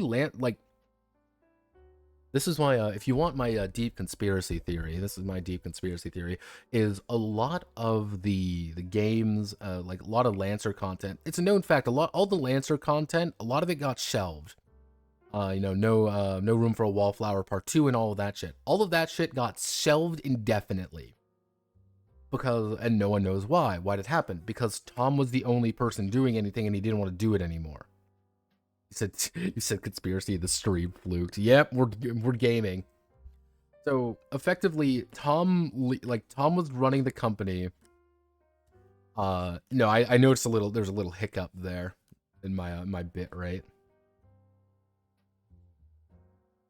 The Rothschilds have entered the chat. So our boy here has effectively...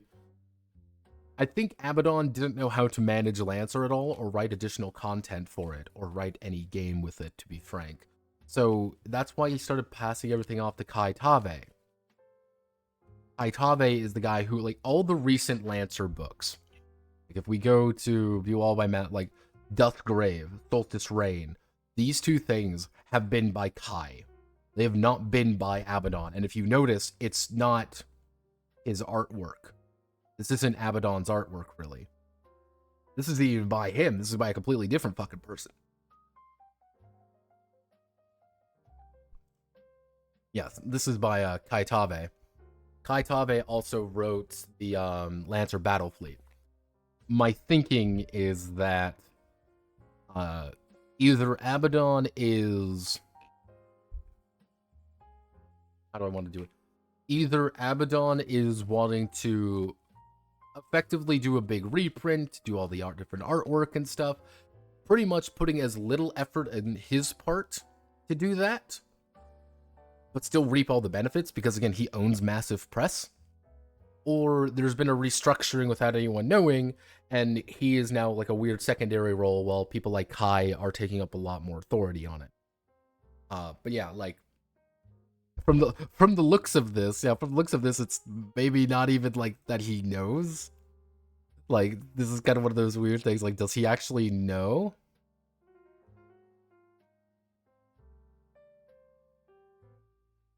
Like, it's like, maybe, who knows? Maybe he does, maybe he doesn't. I'm assuming he does.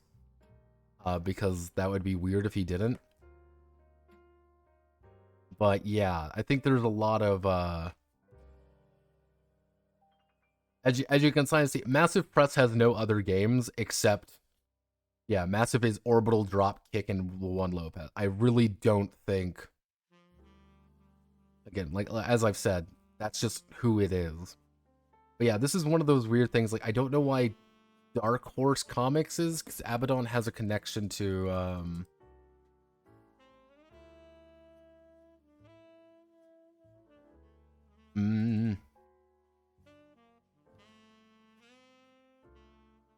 I believe it's K6BD Comics.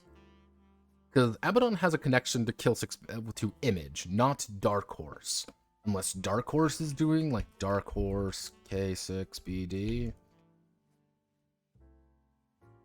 No, I don't. Yeah, no, I don't think Dark Horse does that. So yeah, I think there's a little bit of that's a little bit weird. And if I was at Image Comics,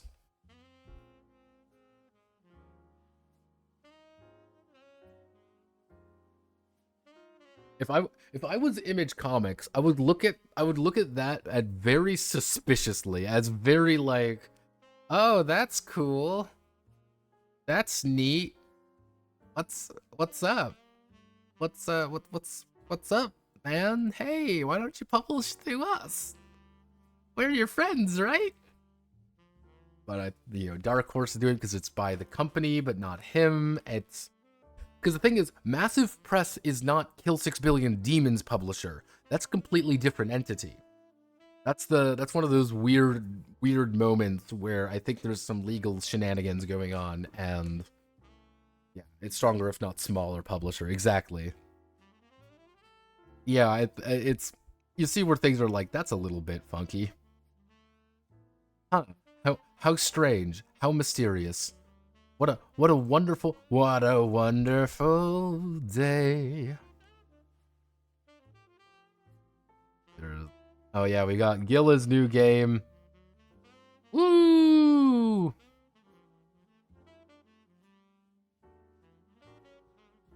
Yeah, it doesn't look like much anything else here. So, Image Union trying to get control over what was published. Several creatives have silently begun moving away or creating entities separate but connected to Image. That could make a lot of sense, actually. He just doesn't want to deal with the unions. Shine on, Abaddon. Avoiding unions. I, too, support this endeavor. graphics on it, it's just leveled up while the quality is leveled down even further. What a beautiful day. So, thank you all for coming. I think we learned a lot about ourselves. We truly did Yazeeba. So, thank you. Godspeed. Good luck. Let's see. Tomorrow, probably no stream. I'm going to be trying to get everything in order for next week. Next week, we are going to blitz Clan Head. That's kind of the goal. We're going to try to get as much done of Clan Head as physically possible, but a lot of the videos for October are going to be... I have 2 cases for October. We're going to do the zombie case, and we're going to do a horror game case. Those are going to be our 2 cases. I'm very interested in both of them, because I've got a lot of zombie games for some reason, and I've got a lot of some horror games. I actually got sent a horror game, so I'm like, all right, let's do this. Fuck it. So I'm interested in that. I think it'll be fun. Most likely, we'll also see if I'm going to go through my list. If I go through my list here, games that need USSRD when, I'll talk about. Technically, we're gonna have to do Spell of the Black Wizard. That's the next big one. We're going to do Spell of the Black Wizard. That is effectively Enchanted Country 2. If, that's going to be our Tuesday, Thursday video, streams, probably. We're going to try to get those done as easy as possible. I'm feeling pretty confident about them. From what I've gathered, the game is 10 times better, but the enemies are fucked. Like, you can't get hit by some of them. But currently, the videos for this week, what I'm thinking of anyway, is probably we're going to do Contact, Tactical Alien Defense, because I just want to overwhelm people again. Probably The Void, High Plains Samurai, Monster Punk. Then we're going to kind of go a little bit, probably Multiverse and Cowboy Bebop.